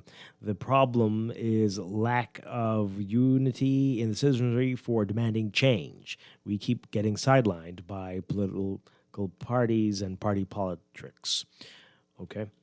Yeah, we do need to be more vocal about this if this is what we really want. We do. We just being very passive here. Whatever the parties tell us, whatever they say, that what they're going to do for the next 5 years, whether that's what you want or not. You're just like, well, okay, sure. This one says here, can't you see everything rises and falls on leadership? We simply need real, true, accountable, transparent, strong, just godly leaders who can fix the bus economy, concentration, crime, and stop voting corrupted leaders in favor of family, friends, and lovers running a halfway country. Let's do better, Bahamas, and be the change we need to see. Okay. I've only seen Mother Pratt as a cabinet minister who caught a bus downtown. I think that the bus system needs to be regulated and start with transit police that would weed out all the bad apples driving on the streets. Too many tickets, you lose your bus license, period. Okay. Interesting. Another one here. I'll get to the caller in a bit. We do not have a unified bus system because Bahamians are not unified generally. In the services and retail market, there are many small business owners and churches competing against each other who can incorporate into one strong business or church. Look how many political parties and independent candidates we have in this election. Even the few who formed coalitions will probably go their separate ways after Thursday. We must change this mindset. Very interesting point. Let's take this final call. Good morning, caller. You're on the air. Are you there? Hearing something? What am I hearing? No? Okay. This one says here, this is easy, Dwight, out Philip Davis and Dr. Minutes. I think our country would begin the path of healing, progress, and unity. I really believe this. Okay. First-time texter. Here's a link to the Bahamas bus routes for Nassau. It's a simple Google search. Thank you. Okay. And what now? That's it? That's good? We're happy? Bus system great? Yes? No? You want to take that one really, really quick. Final call. Good morning, caller. You're on the air. Hi, good morning. Hi, good morning. Excellent topic for today. I don't think the unified system is going to work because, I think the texter said it best. We can't come together on the whole. We can't come together with family as Bahamians. Judge, a new system. And another thing, for persons with disabilities, this system, the bus system does not work at all. And it's too darn expensive for persons with disabilities to get Ubers or whatever. And I feel like the next government needs to address that because they get such a little salary from the government every month. And imagine, they pay up to $12 just one way to get where they got to go. So if they can come up with a private system or something for persons with disabilities, that would be great. Because right now, this public transit does not work. Wow. Have a great day. Thank you very much. Yeah, we didn't even get into the challenges for the disabled. There's so much to think about. Again, in these final few hours, we've got a day more. When they come, if you see them, if you see a politician, somebody campaigning, ask them, what's the deal? Are we thinking about this? If not a unified bus system, what about the future of public transportation for especially New Providence and some of the other islands as well? What are your plans? Why haven't you told us about it? Let's discuss. All right. So as you said, tomorrow, tune in. We're going to be talking election for the whole thing, what your predictions are, what our predictions are, everything about it. So that's coming up tomorrow, Morning Blend and Morning Blend Business right here on Guardian Radio 96.9. Dwight Strachan. Have a great day, everybody. Stay tuned for On the Clock with Aaron Green coming up next.